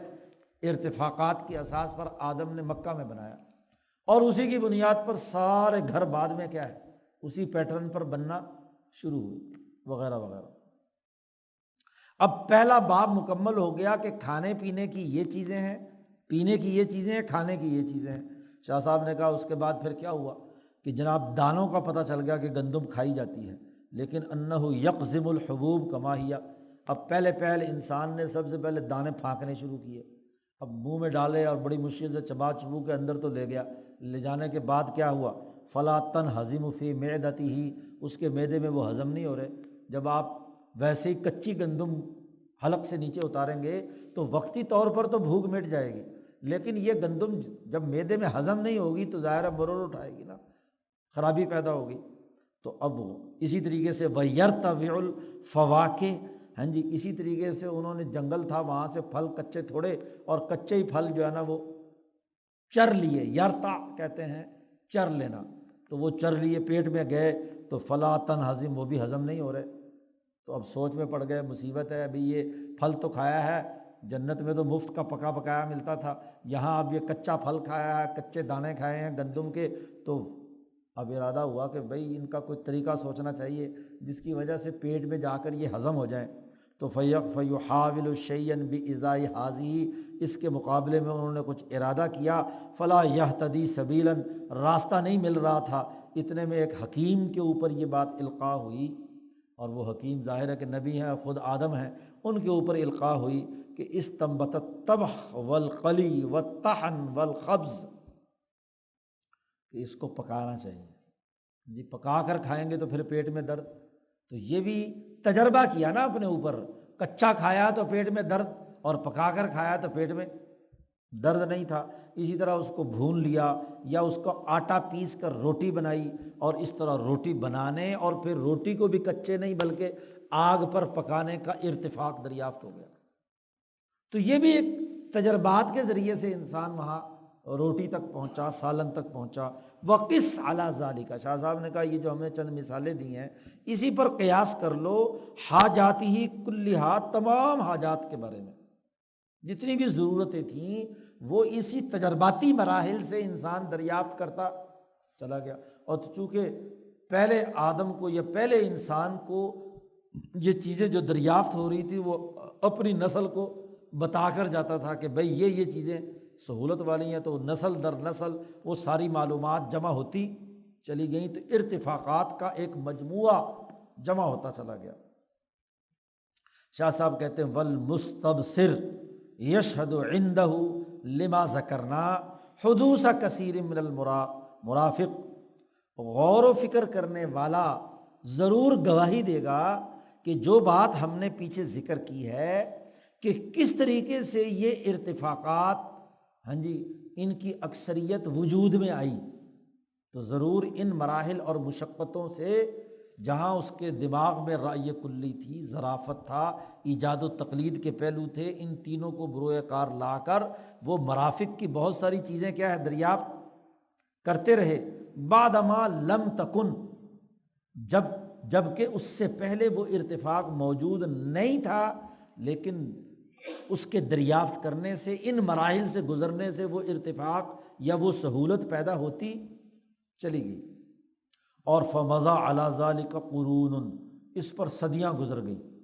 تو صدیاں گزرنے کے ولم يزالوا يفعلون ذلك، اور انسان ہمیشہ ہر صدی میں اسی طرح کرتے رہے، تو ہر صدی میں کچھ نئی ایجادات، نئے طریقہ انتفاع، نئے ارتفاقات وجود میں آتے چلے گئے۔ پہلے سادہ پکانے کا طریقہ تھا، پھر پکانے کے لیے کئی ڈشیں بننا شروع ہو گئی، پانی کو بھی حاصل کرنے کے کئی نئے طریقے وجود میں آنے شروع ہو گئے۔ حتی اجتمعت جملۃ صالحۃ من العلوم الالہامیہ المؤیدہ بالمکتسبہ، یہاں تک کہ ایک مجموعہ ایسے ارتفاقات کا جمع ہو گیا جو ان علوم الہامی اور علوم کسبی کی بنیاد پر وجود میں آیا۔ اللہ کی طرف سے الہام یا دماغ میں علم ڈالا گیا اور انہوں نے اس کو پریکٹیکل کیا، تو ان دونوں کے باہمی ملنے سے ارتفاقات کا ایک مجموعہ تیار ہو گیا، اور جب وہ مجموعہ تیار ہو گیا تو اس کے نتیجے میں یبست علیہا نفوسہم، اب ان تمام چیزوں کے ہر آنے والے دن میں اچھے سے اچھے اور مفید سے مفید نتائج نکلنے لگے، تو اب اگلی نو کے ہاں یہ بات مسلمات میں سے ہو گئی، ان کی نسلیں اس کے اوپر پختہ ہو گئی۔ لفظی ترجمہ تو یہ ہے کہ ان کے نفوس اس پر خشک ہو گئے، یعنی ایسے پکے ہو گئے کہ کبھی ان کے دماغ میں یہ خیال نہیں آیا کہ یہ کن مصیبتوں سے باتیں دریافت ہوئی ہیں۔ وہ کہتے ہیں بس یہ تو نیچرل باتیں ہیں، قدرتی بات ہے، یہ تو ہمیں شروع دن سے ہی پتہ تھی، حالانکہ یہ پتہ ایسے نہیں تھی، یہ بہت سارے مشکلوں اور مرحلوں سے گزر کر ان ارتفاقات کے دائروں سے یہاں تک پہنچی۔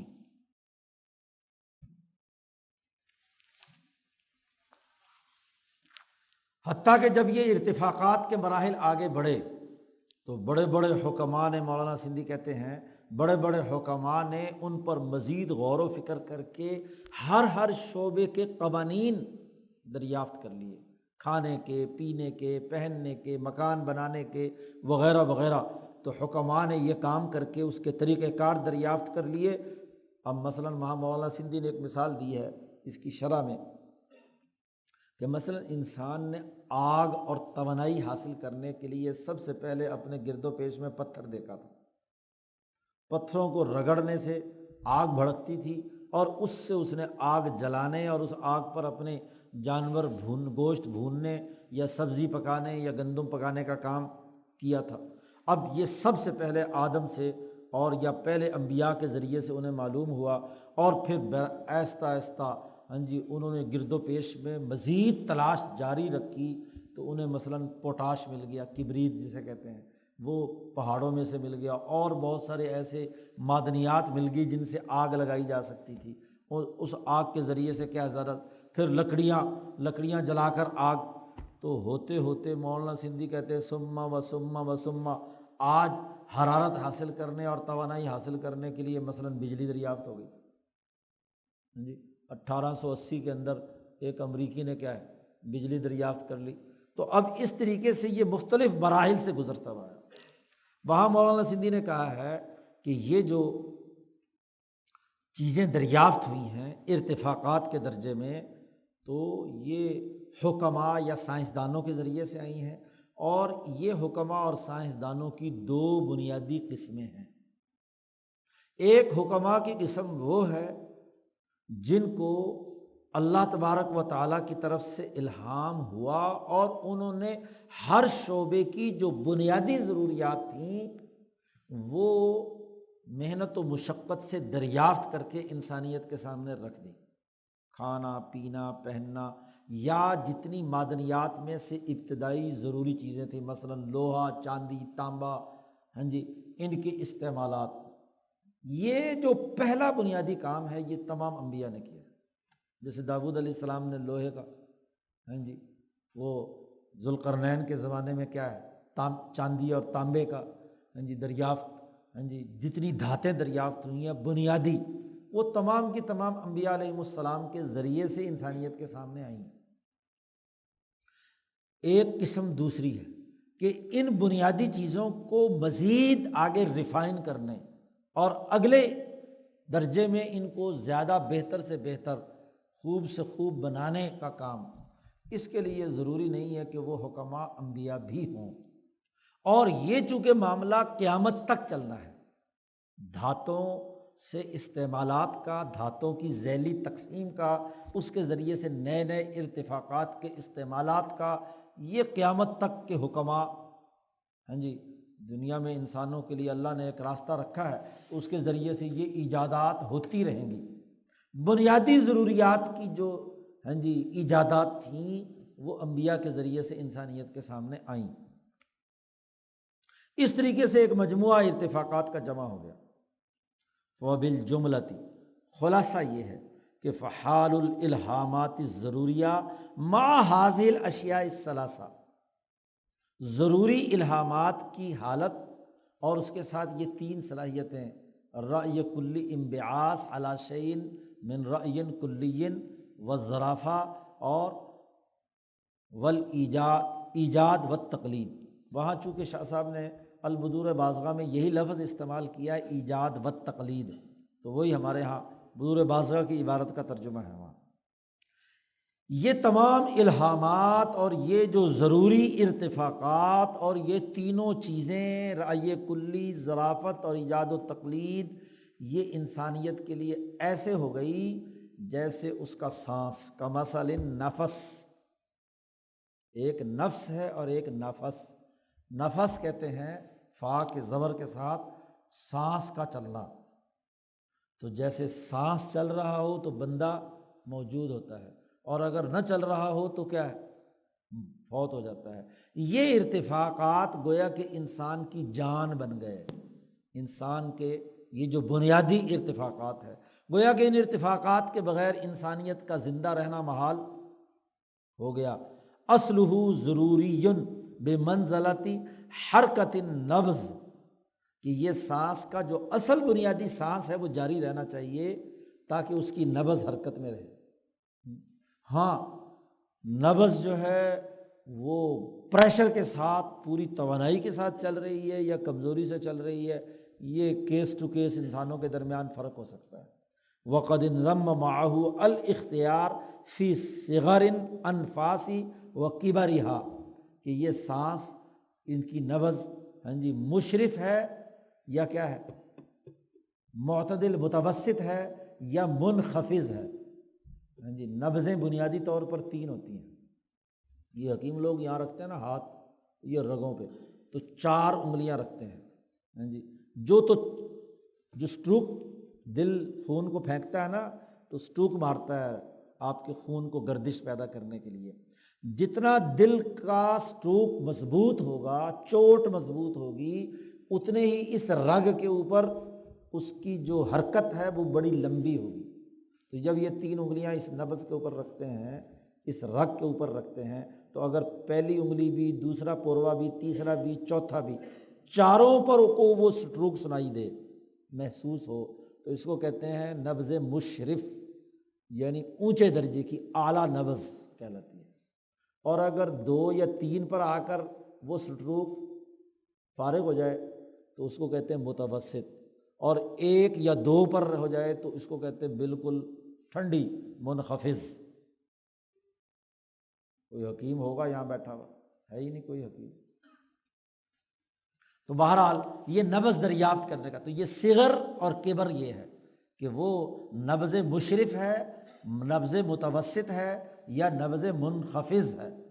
اور اسی کی آگے تقسیم کر کے پھر 6-7 نبضیں انہوں نے دریافت کی ہیں۔ اس سے پتہ چلتا ہے، تو اس سے قلب کی حالت اور اپنا خون کی نوعیت اس نبض سے معلوم ہو جاتی ہے کہ اس میں پاور کتنی ہے، اس میں توانائی کتنی ہے، اس کے اندر گاڑھا پن کتنا ہے۔ خون گاڑھا ہو تو تب بھی کیا ہے، خون کی گردش کے اوپر فرق پڑے گا، دل کو زیادہ زور لگانا پڑے گا، اور جتنا کمزور اور جتنا وہ رقیق ہو یعنی پتلا ہوگا، اتنا ہی تیزی کے ساتھ کیا ہے وہ آگے بڑھے گا۔ خیر یہ تو حکیمانہ باتیں ہیں، یہ بھی ایک ارتفاق ہے ڈاکٹروں کا، حکیموں کا ارتفاق ہے جیسے یہ ڈاکٹر لوگ جو ہے نا، وہ جو کان میں لگا کر ٹوٹی سی اس سے دیکھتے ہیں، کیا کہتے ہیں اس کو، تو وہ اس سے معلوم کرتے ہیں اس کی دھڑکن، تو وہ بھی اصل میں کیا کرتے ہیں، یہی جو دھڑکن ہے یہی محسوس کرتے ہیں نا، سانس کی گردش کو دیکھتے ہیں، معلوم کرتے ہیں، تو وہ یہ اس طرح معلوم کر لیتے ہیں، وہ اس سے نبض سے معلوم کر لیتے ہیں۔ اور پھر جو جتنا لطیف ہوگا اتنے اونچے درجے کی نبض معلوم کر لے گا۔ فرد کی تمام صلاحیت، استعداد، اس کی تمام طاقت اور قوت تمام کا ادراک اسی نبض سے کر سکتے ہیں۔ شاہ صاحب کہتے ہیں اسی طریقے سے یہ گویا کہ بمنزل نبض کے ہو گیا، ساری چیزیں ساتھ ملنے کے نتیجے میں۔ ولما کانت حاضی ثلاثہ لا توجد فی جمیع الناس سواء، یہ جو 3 چیزیں ہیں یعنی رأی کلی، ظرافت اور ایجاد و تقلید، یہ تمام انسانوں میں یکساں طور پر نہیں پائی جاتی۔ کیوں؟ لاختلاف امزجۃ الناس وعقولہم، انسانوں کا مزاج، طبیعی مزاج، اور انسانوں کی عقلیں جو دراصل سبب بنتی ہیں ان تینوں کے استعمالات کا، ان میں چونکہ فرق پایا جاتا ہے، تو مزاجوں کے فرق سے اور عقلوں کے فرق سے ان تینوں اصولوں کے اندر کیا ہوگا، فرق ہوگا۔ عقل اعلیٰ ترین درجے کی ہے، مزاج بہت ہی عمدہ ہے، یعنی بہیمیت اور ملکیت عالیہ ہے، ان کے درمیان اعتدال ہے، تو اسی درجے کی عقل بھی کیا ہوگی۔ جتنا مزاج کمزور ہوگا، چڑچڑا ہوگا، بیمار ہوگا، کمزور ہوگا، خوراکیں کم کھائی ہیں، اتنا ہی اس کے اندر عقل بھی کیا ہوگی، کم ہوگی، ظرافت بھی اتنی ہی کم ہوگی، ایجاد و تقلید کے معاملے میں بھی اتنا ہی وہ کمزور ہوگا، وغیرہ وغیرہ۔ وہ عقلیں جو تقاضا کرتی ہیں رأی کلی کا، حب ظرافت کا، یہ ارتفاقات کے استنباط اور ان کی اتباع کرنے کا، تو یہ ایک درجے کی نہیں ہے۔ وَلِاخْتِلَافِهِمْ فِي التَّفَرُّغِ لِلنَّظَرِ، اور یہ اس اختلاف کی وجہ سے بھی، یہ بھی وجہ بھی اختلاف بنتی ہے کہ کون کتنا فارغ ہے ان تینوں کاموں کے لیے۔ ایک آدمی رأی کلی کے کاموں کے لیے فارغ زیادہ ہے، ظرافت اور حب جمال کو زیادہ وقت دیتا ہے، ایجاد و تقلید کے پہلوؤں پر زیادہ غور و فکر کرتا ہے تو ظاہر ہے کہ اس کا درجہ اور طرح کا ہوگا، اور ایک آدمی اپنی مصروفیت اور شدت اور باقی کاموں کی نوعیت کی وجہ سے وہ اپنی عقل کا رأی کلی کے حوالے سے استعمال کرنے کا اسے ٹائم نہیں ملتا، ہاں جی، وہ اپنے ہی گھمنڈ گھیریوں میں لگا رہتا ہے، ہاں جی، یا وہ کیا نام ہے اس کی ضرورت جو ہے ظرافت کے حوالے سے اس کا حب جمال کو پورا کرنے کا ٹائم اس کے پاس نہیں ہے، وغیرہ وغیرہ۔ تو انسان کی فراغت کے اختلاف کی وجہ سے کہ کس کو ان تینوں امور پر نظر اور غور و فکر کرنے کی فراغت کس درجے کی ہے، تو یہ تینوں چیزیں تمام انسانوں میں برابر نہیں ہوتی، کمی بیش ہو جاتی ہے۔ وَنَحْوِ ذَلِكَ مِنَ الْأَسْبَابِ، اور بھی اس کے بہت سے اسباب ہو سکتے ہیں۔ تو کَانَ لِلْإِرْتِفَاقَاتِ حَدَّانِ، اب چونکہ اگر ہم انسانیت کا جائزہ لیں تو انسانوں میں اس طرح کے ہاں جی اختلافات ان تینوں دائروں میں پائے جاتے ہیں، تو اب ہم ارتفاقات کی جب درجہ بندی کریں گے تو اس درجہ بندی کرنے کے تناظر میں اس پورے معاملے کے دو بنیادی حد وجود میں آئیں گے، دو دائرے، کیونکہ اب یہاں سے شاہ صاحب نے یہ تو ارتفاقات کے پیدا کرنے کا عمل ہو گیا، اب ان ارتفاقات کے مجموعے کی درجہ بندی کر رہے ہیں اب شاہ صاحب، اس درجہ بندی کے مسئلے کو سمجھا رہے ہیں کہ جب یہ تینوں تمام میں یکساں نہیں ہیں تو پھر اس کے کچھ درجات ہیں، اور ان درجات کے حوالے سے جو بنیادی تقسیم بنتی ہے سب سے پہلے مرحلے میں ہاں جی وہ ارتفاقات کی دو حد یا دو دائرے۔ الاول، پہلا دائرہ تو وہ ہے کہ هو الذی لا يمکن ان ينفك عنہ اہل الاجتماعات القاصرہ، ارتفاقات کا وہ درجہ کہ چھوٹی سے چھوٹی اجتماعیت وہ بھی ان ارتفاقات کے دائرے سے الگ نہیں ہے، وہاں بھی یہ ارتفاقات پائے جاتے ہیں، جیسے کہ اہل البدو، جیسے دیہاتوں میں دور دراز کے دیہاتوں میں رہنے والے لوگ، یا سکان شواہق الجبال، پہاڑوں کی چوٹیوں پر زندگی بسر کرنے والے انسان، کہ ان ینشأ فیہا، اچھا ہاں سکان شواہق الجبال والنواحی البعیدہ من الاقالیم الصالحہ، مہذب اور ترقی یافتہ ملکوں اور ممالک کے جو کناروں پر جی دور دراز کے علاقوں میں، جنگلوں میں جن لوگوں کی رہائش رکھی ہوئی ہے، اختیار کی ہوئی ہے، تو ان کے اندر وہ ضرور وہ ارتفاق پایا جاتا ہے ہر حال میں۔ اس ارتفاق کو جو بالکل دیہاتی سطح پر یا جنگلوں اور پہاڑوں کے اندر جو لوگوں نے قائم کر رکھا ہے، اس کو شاہ صاحب کہتے ہیں وَهُوَ الَّذِي نُسَمِّيهِ، اس کو ہم نے نام رکھا ہے ارتفاق اول، پہلا ارتفاق۔ یہ ارتفاق ایسا ہے کہ کوئی انسان بھی خواہ دنیا کے کسی کونے قدرے میں ہے، وہ اس ارتفاق کے مجموعے سے الگ نہیں رہ سکتا۔ اس ارتفاق اول کے مجموعے کا دائرہ کیا ہے وہ تو آگے باب آ رہا ہے، باب ارتفاق الاول، وہاں شاہ صاحب تفصیلات بیان کریں گے۔ یہاں تو درجہ بندی کر کے پہلا مرحلہ جو ارتفاقات کا ہے وہ ارتفاق اول، جس کا تعلق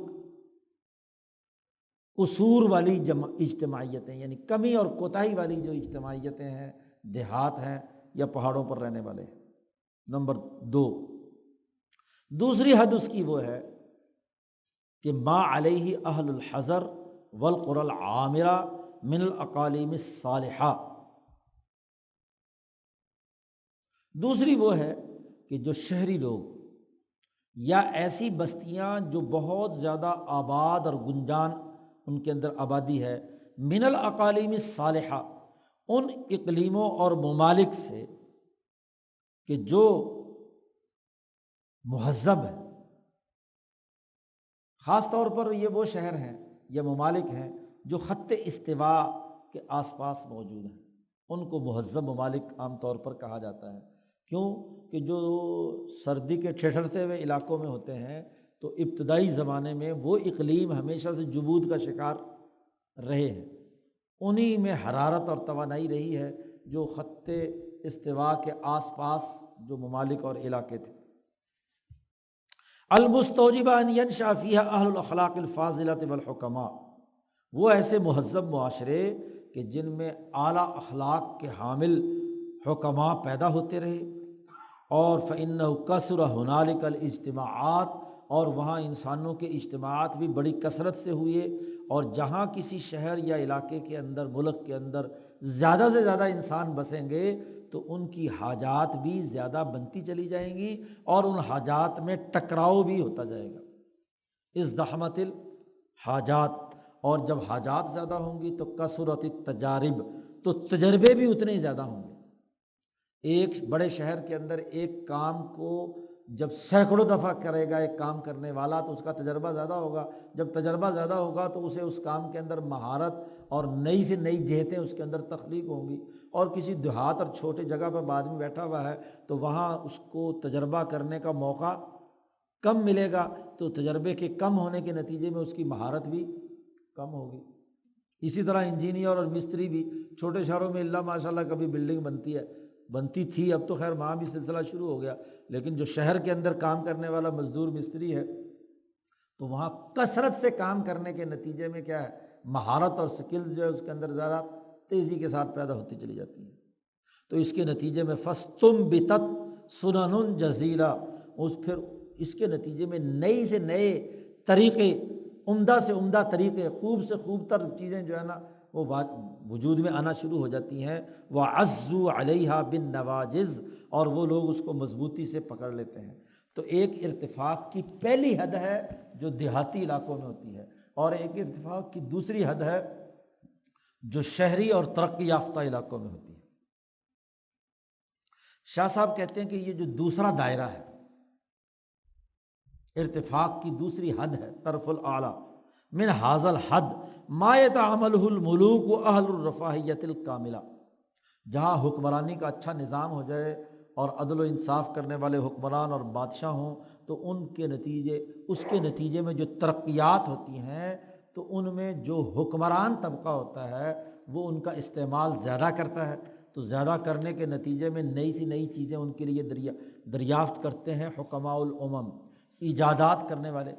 مارکیٹ میں وہی چیز آتی ہے جس کے خریدار موجود ہوں، تو خوب سے خوب تر کی تلاش اور اس کی بہتری کے لیے وہی ہوں گے جو وسائل خرچ کر سکیں گے تو وہ چیز لے سکیں گے، اور اگر چیز مارکیٹ میں آ بھی جائے لیکن آگے لوگوں کی پسلی نہیں ہے کہ اسے خرید سکے، تو وہ اس کا کثرت سے استعمال یا اس میں نئی جدتیں کیسے پیدا ہوں گی۔ فَيَنْتَحِلُونَ مِنْهُمْ سُنَنًا صَالِحًا، تو اس کے نتیجے میں نئے سے نئے طریقے وجود میں آنا شروع ہوتے ہیں۔ اس کو ہم کہتے ہیں نسمیہ بالارتفاق الثانی، دوسرا ارتفاق، یعنی جو شہری زندگی میں مختلف ایجادات کی جماعتیں وجود میں آتی ہیں، اور وہاں وہ ارتفاق مثلاً کپڑا بننے کا عمل، غذائی چیزوں کا عمل، تو کثرت کے تجربات کے نتیجے میں، اجتماعات کی کثرت کے نتیجے میں مثلاً غذائی نظام بہتر ہو جاتا ہے، کپڑے کی صنعت ترقی کرتی ہے، اسی طریقے سے وغیرہ وغیرہ جو ضروریات ہیں وہ بہتر سے بہتر ہوتی چلی جاتی ہیں۔ خاص طور پر جہاں عدل و انصاف والے حکمران موجود ہوں تو وہاں یہ چیزیں جتنی زیادہ ترقی کرتی ہیں اتنا ہی کیا ہے، وہ چیز زیادہ بہتر سے بہتر ہوتی چلی جاتی ہے۔ تو اس کو کہتے ہیں ارتفاق ثانی۔ ارتفاق ثانی کی سطح پر، دوسرے درجے پر،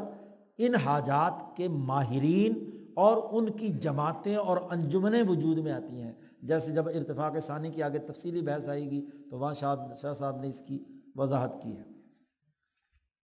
اگلے مرحلے میں جب ارتفاق ثانی مکمل ہو جاتا ہے، لما کاملا الارتفاق الثانی اوجب ارتفاقا ثالثا، ارتفاق اول ہوگا تو ارتفاق ثانی آیا، اور جب ارتفاق ثانی مکمل ہوتا ہے کسی سوسائٹی میں تو ارتفاق ثالث کی ضرورت پیش آتی ہے۔ اس کی وجہ یہ ہے کہ جب ہر پیشے کی جماعتیں وجود میں آ گئی تو ذالک انہم لما دارت بینہم المعاملات، تو بہت ساری جماعتوں کے درمیان جب معاملات اور لین دین ہوتے ہیں، ایک جوتا بنانے والا، ایک کپڑا بنانے والا، ایک غذائی نظام چلانے والا، ظاہر ہے تبادلہ اشیاء کی ضرورت پیش آئے گی، ہر ایک کی، تاجروں کی، کاشتکاروں کی اور دستکاروں کی، صنعت کاروں کی جماعتیں وجود میں آ گئیں۔ اب ان معاملات کے لین دین میں ضرور شہری زندگی میں ہیں تو جھگڑا ہوتا ہے، لڑائی ہوتی ہے۔ کیوں؟ وجہ یہ ہے کہ داخلها الشح والحسد والمطل والتجاحد، بخل ہے، دوسرے سے حسد ہے، آپس میں ہی ایک پیشے کے لوگ دوسرے سے کیا حسد کر کے یار ہاں جی اس کی کاروبار خراب کرو، ہاں جی، یا ٹال مٹول ہے لین دین میں، کیا یہ پیسے یار کل ہے جی، یار کل ہے جی، مطل ٹال مٹول کرنا۔ اسی طریقے سے تجاحد، ٹکراؤ اور ایک دوسرے کے نہیں جی پیسے دینے میں، تو اب یہ جھگڑے کھڑے ہوتے ہیں۔ جب جھگڑے کھڑے ہوتے ہیں تو ناشأت بینہم اختلافات و منازعات، ان میں اختلافات پیدا ہوتے ہیں اور جھگڑے شروع ہو جاتے ہیں۔ ایک تو یہ معاملہ ہوتا ہے کہ جو صحیح پیشہ ور لوگ بھی ہیں، ان کی جو انجمنیں اور پارٹیاں ہیں، ان کے درمیان اختلافات اور جھگڑے پیدا ہونے کا امکان بلکہ ہوتے ہیں،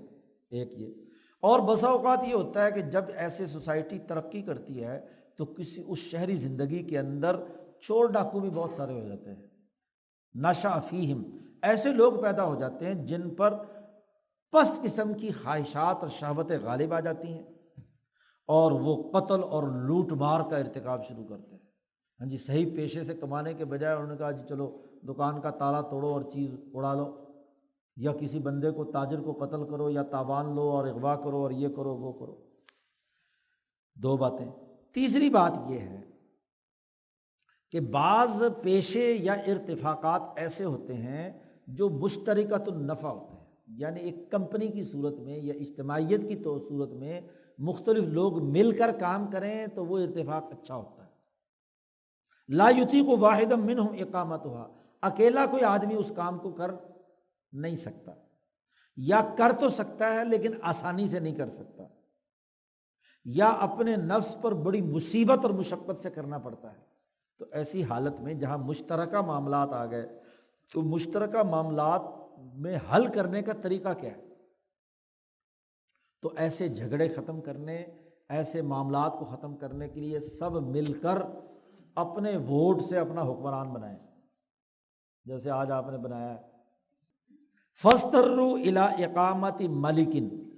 اب ضرورت پیش آتی ہے ایک حکمران کی، ایک حکومت کی، یقضی بینہم بالعدل، جو ٹھیک ٹھیک جھگڑوں کے درمیان عدل و انصاف کے ساتھ فیصلہ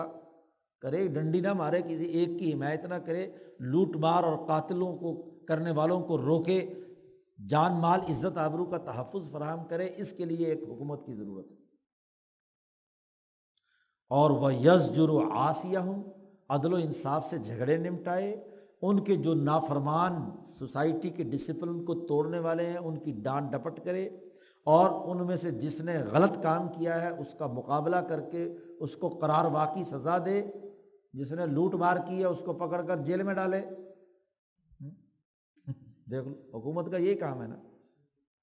اور وَيَجْبِي مِنْهُمْ الْخَرَاجِ، ظاہر ہے کہ یہ سارے کام سیکورٹی اور نظم و نسق قائم کرنے کے لیے خرچہ ہوگا، تو پھر جتنے وہاں تاجر ہیں، کاشتکار ہیں، پیشہ ور ہیں، وہ کوئی ٹیکس بھی تو ادا کریں،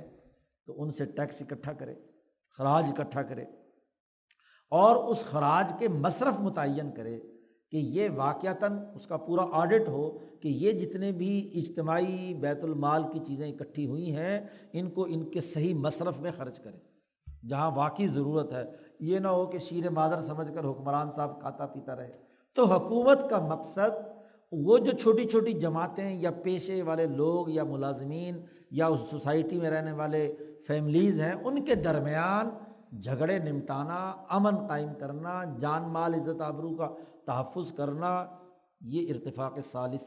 یعنی قومی سطح کی حکومت کا ہونا ہے۔ یہ ارتفاقات کا وہ مجموعہ ہے جو تیسرے مرحلے میں داخل ہو گیا۔ اور جب ارتفاق ثالث مکمل ہو جاتا ہے، ممالک اور ریاستیں وجود میں آ جاتی ہیں، تو اوجب ارتفاق الثالث ارتفاقا رابعا، تو تیسرا ارتفاق اب چوتھے ارتفاق کا تقاضا کرتا ہے۔ کیوں؟ کہ جب قومی ریاستیں بہت ساری وجود میں آ گئیں،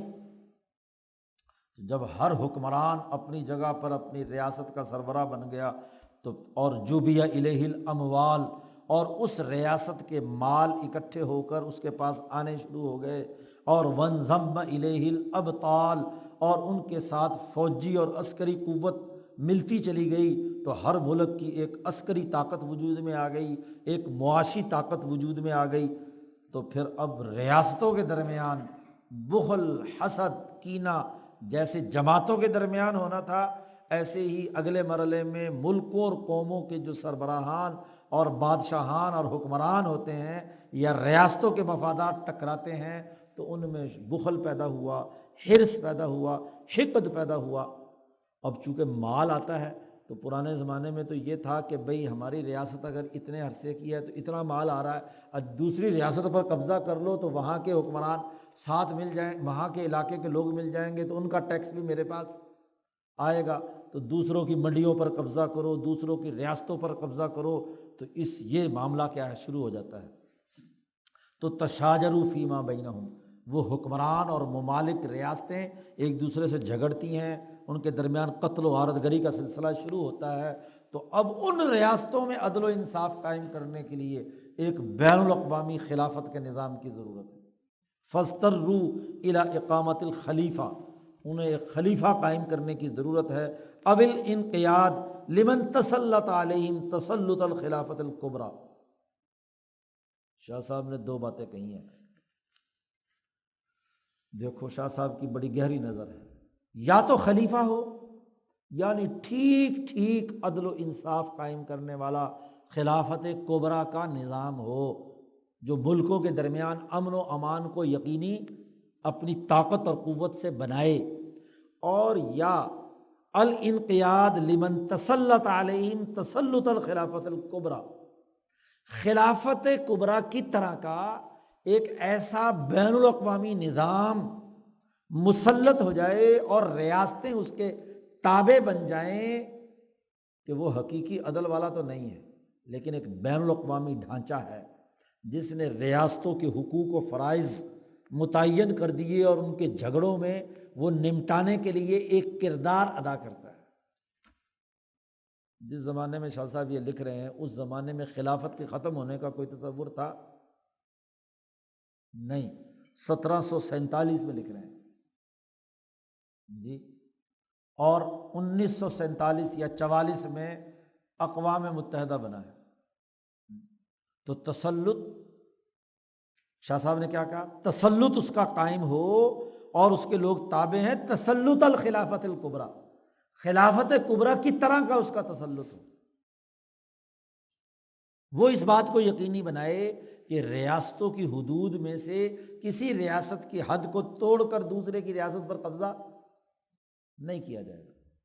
دوسرے کے ملک کو لوٹ مار کے لیے استعمال، ہر ریاست اپنے ریاستی حقوق کے تحفظ کے دائرے کے اندر بند رہے گی، ایک بین الاقوامی قانون اور ضابطہ کے طور پر آ گیا۔ اب چاہے اس کا خلیفہ جو ہے امریکہ ہو یا روس ہو، جسے بھی آپ سمجھیں، کچھ لوگوں نے اس کو بنایا خلیفہ اور اس کو خلیفہ بنایا، تو وہ خلیفے اگرچہ مسلمان نہ ہو، خلافت کبریٰ نہ ہو، لیکن کا خلافت الکبریٰ کا تسلط تو ہے نا، ہر پھڈے کے اندر یہ پہنچ جاتے ہیں اور ہر جگہ پر کیا ہے۔ اب خلیفہ سے کیا مراد ہے؟ شاہ صاحب نے اس خلیفہ سے مراد بھی بتلا دیا، اعنی بالخلیفتی، خلیفہ سے میری مراد یہ ہے، نمازیں پڑھتا ہو، حج کرتا ہو، قرآن کا حافظ ہو، وہ خلیفہ ہے۔ شاہ صاحب نے خلیفہ سے کی تعریف کی ہے، کیا کہتے ہیں؟ خلیفہ وہ ہے من یحصل لہ من الشوکۃ ما یری معہ کالممتنع، جس کو اتنی شان و شوکت اور رعب حاصل ہو کہ دنیا کی کوئی ریاست اس سے مقابلہ کرنے اور مزاحمت کرنے کا ارادہ بھی ظاہر نہ کر سکے، اتنی شان و شوکت اس کو حاصل ہو، ما یری معہ کالممتنع، اس جیسی شان و شوکت گویا کہ باقی ریاستوں یا باقی ممالک کے لیے گویا کہ ایسے ہو جیسے ہو ہی نہیں سکتی۔ او یسلبہ رجل آخر ملکہ، اور ایسی شان و شوکت کہ کوئی دوسرا انسان اس کی اس طاقت کو چیلنج کر کے چھین نہ سکے، اتنا اس کا رعب اور دبدبہ، یا اس کو اتنے لوگ کثرت سے مانتے ہوں، اتنے ممالک مانتے ہوں کہ اس کا تسلط اس کو ختم کر کے اس کی جگہ پر نیا آدمی بننا ممکن نہ ہو۔ ہاں اللہم، سوائے ایک شکل کے کہ جب اس کے مقابلے میں بہت بڑی اجتماعیتیں کھڑی کی جائیں، اجتماعات کثیرہ، بہت زیادہ کثرت سے مال خرچ کیا جائے، اور لا يتمکن منها الا واحد فی القرون المتطاولہ، اور پھر بھی وہ اس کے اوپر ایک لمبے زمانے تک وہ اکیلا آدمی طاقت اور قوت، یا اکیلی ایک ملک کی ریاست طاقت اور قوت پیدا کرے، اور پھر کہیں جا کر لڑنے کے بعد وہ کہیں اگر حاصل کر سکے تو بین الاقوامی انقلاب لا سکے۔ ایسی طاقتور فرد جو ہے وہ کیا ہے؟ خلیفہ ہے، جس کے پاس فوجی عسکری قوت، مالی قوت، سیاسی طاقت، جس کے پاس غالب ہے، وہ اس زمانے کا خلیفہ ہے۔ یہ جو مسلمانوں کی خلافت تھی، خلافت راشدہ، اور اس کے بعد قائم ہوئی، اس کی طاقت اور قوت کا یہی معاملہ تھا کہ اس کے مقابلے پر دنیا کا کوئی ملک نہیں ٹھہر سکا تھا۔ اب قیصر بھی شکست کھا گیا، مقابلہ نہیں کر سکا، اتنی بڑی طاقت فوجی اور عسکری اور سیاسی قوت تھی۔ کسریٰ اتنا بڑا حکمران تھا، تو جب دنیا کے دو بڑے طاقتور ترین سپر پاور کے لوگ وہ شکست کھا گئے، تو بیچاری چھوٹی چھوٹی ریاستیں اس کے مقابلے میں کیا حیثیت رکھتی تھی؟ تو اس لیے جب ان دو کی شکست ہوئی تو سارے ممالک جھولی میں گرنا شروع ہو گئے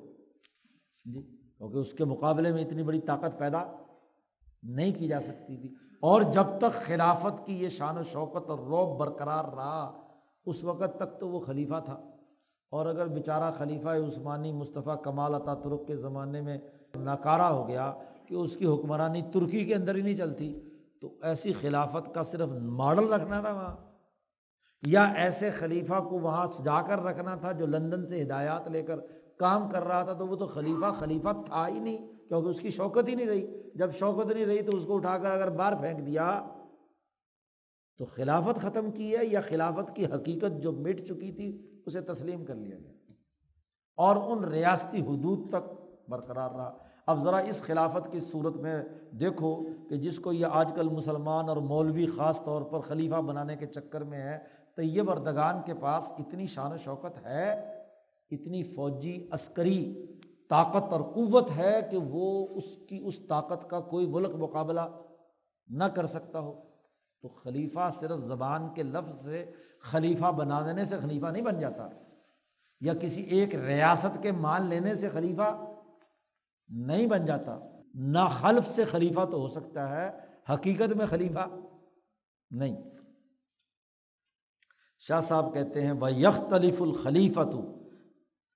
بِاخْتِلَافِ الْأَشْخَاصِ وَالْعَادَاتِ۔ شاہ صاحب کہتے ہیں کہ یہ جو خلافت کبریٰ کا معاملہ ہے اور اس کے خلیفہ کے رویوں میں اختلافات کی جو نوعیت ہیں، وہ اشخاص و عادات کے اختلاف کی بنیاد پر خلیفہ کی خلافت کی اہلیت اور صلاحیت کے اندر اختلاف ہوگا۔ شاہ صاحب کہتے ہیں ای امت طبائعها اشد و احد، جس قوم کی طبیعت زیادہ جھگڑے اور لڑائی کرنے والی اور شدت پسندی کی ہے، اس کو سب سے زیادہ ضرورت ہے ایک مضبوط بادشاہوں پر مشتمل قومی حکومت کی، اور اتنی ہی مضبوط بین الاقوامی حکومت اور خلافت کی ضرورت ہے اس قوم کے مقابلے میں کہ جو قوم بیچاری شریف ہے جی، اس کے اندر بخل اور شح کم درجے کا ہے، وہ شریف اخلاق والے لوگ ہیں، تو جتنے ڈسپلن والے بیبے لوگ ہوں گے اتنی حکمرانی بھی کیا ہوگی، کمزور سے بھی کام چل جائے گا، کیونکہ وہ بیچارے ڈسپلن توڑتے ہی نہیں ہیں۔ اور جہاں پھڈے باز زیادہ ہوں گے، جہاں زیادہ شرارتیں اور جھگڑے کرنے والے لوگ ہوں گے، وہاں حکومتی ڈسپلن بھی اتنا ہی کیا ہونا چاہیے، مضبوط ہونے کی ضرورت پیش آئے گی، ارتفاق ثالث میں اور ارتفاق رابع میں۔ یہاں شاہ صاحب نے ہر ارتفاق کا الگ الگ مرحلہ اور دائرہ اس باب میں بیان کیا ہے، ان کی تفصیلات تو آگے آ رہی ہیں۔ اب ایک بات جو شاہ صاحب نے یہاں نہیں کہی اور وہاں بذور بازغہ میں ہے اور آپ کی شعور و آگہی میں بھی نہیں ہے، وہ سمجھنے کی ضرورت ہے۔ پہلے کئی دفعہ اس پر بات ہو چکی ہے کہ ارتقاء جو کائنات میں ہوا ہے، اس کائنات کے ارتقاء کا پہلا مرحلہ نباتات، پھر پہلا مرحلہ معدنیات، پھر نباتات، پھر حیوانات اور پھر انسان، اور معدنیات سے پہلے عناصر، ایلیمنٹس، آگ پانی مٹی ہوا کہہ لو یا جو بھی، تو عناصر سے ارتقاء کا عمل آگے ہوا معدنیات کی شکل میں، معدنیات سے آگے نباتات کی شکل میں، نباتات سے آگے حیوانات کی شکل میں۔ جیسے یہ 4 ارتقائی مراحل ہیں، ایسے ہی جب زندگی انسانیت کے درجے پہ آئی تو 4 ہی مراحل انسانی زندگی کے ارتفاقات کے، ان چاروں کا تعلق ان چاروں کے ساتھ ایک درجے میں ایسے ہے، بطور مثال کے شاہ صاحب نے وہاں بیان کیا کہ جیسے عناصر کی اجتماعیت تھی، عناصر کا ایک جگہ پر اکٹھا ہونا تھا غیر کیمیائی صورت میں، اس کی مثال ایسے ہی ہے جیسے ارتفاق اول، اور جب وہ عناصر معدن کی شکل اختیار کیے تو اس کی مثال ایسے ہی ہے جیسے کیا ہے، ارتفاق ثانی، اور جب وہ معدنیات نباتات کی شکل اختیار کیے تو اس کی مثال ایسے ہی ہے جیسے ارتفاق ثالث، اور جب وہ حیوانیت کے درجے پہ زندگی آئی تو اس کی مثال ایسے ہی ہے جیسے ارتفاق رابع۔ لیکن یہ ارتقائی مراحل، اس کے اندر جو ان کے ترقی اور ارتقاء کے مرحلے میں چیزیں گزرتی ہیں اس کی بھی بنیادیں 4 ہیں۔ کیوں عناصر معدن بنے، کیوں معدن نباتات بنے، کیوں نباتات حیوانات بنے، اور کیوں حیوانات انسان بنے، اور وہ 4 چیزیں شاہ صاحب نے وہاں بیان کی ہیں کہ جب اجزاء ایک دوسرے کے ساتھ عناصر ملتے ہیں کسی بھی چیز کے، 4 چیزیں اس میں، صفائی، ہر جز صاف ستھرا، صلابت سختی اور ٹھوس ہونا، لطافت اس کے اندر، اس کے اجزاء کے اندر نفاست اور لطافت یا نظافت کا ہونا، اور نمبر 4 ظرافت، چیزوں کے درمیان ایک دوسرے کے ساتھ ملنے میں ایک خاص قسم کا حسن اور خوبی کا ہونا۔ تو 4، صفا، صلابت، لطافت اور ظرافت، جتنا اس کی ضد ہوگا اتنے ہی عناصر بکھرے ہوئے ہوں گے، اور جتنے عناصر ایک جگہ پر اکٹھے ہوں گے اور وہ صاف شفاف ہوں، لطیف ہوں، ان میں جو اس عنصر سے متعلق صلاحیت ہے وہ ٹھوس بنیادوں پر ہو، اس کے اندر حسن سب سے اچھا ہو، تو جتنا زیادہ اتصال ہوگا ان میں اتنا ہی زیادہ کیا ہوگا، وہ اگلے درجے کے کیمیائی عمل کے لیے تیار ہو جائے گا۔ تو یہ چاروں عناصر جب ان 4 مرحلوں سے گزر کر آپس میں متفق کیمیائی تعامل سے گزرتے ہیں، ان 4 اصولوں پر، صفائی، لطافت، ظرافت اور صلابت کی بنیاد پر، تو معدن بنتا ہے۔ پھر معدنیات کے درمیان، بہت سارے معدنیات کے درمیان ان 4 اصولوں سے کیمیائی تعامل ہوا تو نباتات بنے۔ نباتات، مختلف نباتات کے اندر آپس میں کیمیائی تعامل انہی 4 اصولوں پر ہوا تو حیوانات بنے، اور جب حیوانیت کی سطح پہ زندگی آئی اور انسان بنا تو جسم کا انسان بننے تک کے عمل کے اندر بھی یہ 4 چیزیں کار فرما تھی۔ جیسے یہ ارتقاء 4 چیزوں کا ان 4 اصولوں پر ہے، ایسے ہی ارتفاق اول سے ثانی، ثالث اور رابع میں بھی یہی 4 چیزیں کار فرما ہے۔ ارتفاق اول میں جس درجے کی صفائی، لطافت، ظرافت اور صلابت ہے، تو ارتفاق اول میں ایک فرد ہوتا ہے، پھر افراد کے باہم ملنے سے ارتفاق ثانی وجود میں آتا ہے، تو صاف ستھرا مرد، صاف ستھری عورت، بچے وغیرہ وغیرہ، یا اسی طریقے سے مختلف افراد جو مختلف پیشوں کے ہیں، جتنی ان کے اندر آپس میں پیار و محبت، اتفاق، لطافت، ظرافت، صلابت اور اتصال ہوگا، اتنے ہی اچھے اور اعلیٰ درجے کا ارتفاق ثانی وجود میں آئے گا۔ ایسے ہی ارتفاق ثانی کی سطح پر جماعتیں بن گئیں، تاجروں کی، کاشتکاروں کی، خاندانی ہاں جی فیملی سسٹم، بہت سارے لوگوں کی۔ اب ان جماعتوں کے درمیان ان چاروں دائروں کے اعتبار سے جتنی زیادہ اچھی لطافت، صلابت، ظرافت اور لطافت ہوگی، اتنا ہی اونچے درجے کا ارتفاق ثالث بنے گا۔ اور ارتفاق ثالث کی سطح پر ممالک کے درمیان جتنی زیادہ صفائی، لطافت، ظرافت اور صلابت ہوگی، اتنے ہی اعلیٰ درجے کا کیا ہوگا؟ ارتفاق رابع بنے گا۔ تو شاہ صاحب نے کہا کہ جیسے معدنیات سے نباتات، حیوانات اور عناصر تک کا، یہ جو عناصر سے آگے حیوانات تک کا عمل ایک دوسرے پر موقوف اور ان صلاحیتوں کا حامل ہے، ایسے ہی کیا ہے، اور اسی طریقے سے یہ بات بھی لازمی ہے کہ یہ چاروں ایک دوسرے کے ساتھ کیا ہے؟ مربوط ہے۔ پہلا ہوگا، پہلا سٹیپ ہوگا تو اگلا سٹیپ آئے گا، دوسرا سٹیپ ہوگا تو تیسرا آئے گا، تیسرا سٹیپ ہوگا تو ایسا نہیں ہو سکتا کہ چوتھا سٹیپ آ جائے اور پہلے تین سٹیپ نہ ہو۔ سیڑھی پر چڑھتے ہوئے چوتھا سب سے پہلے آ جاتا ہے؟ نہیں، پہلا ہوگا تو دوسرا ہوگا، دوسرا ہوگا تو تیسرا ہوگا، تیسرا ہوگا تو معدن ہوگا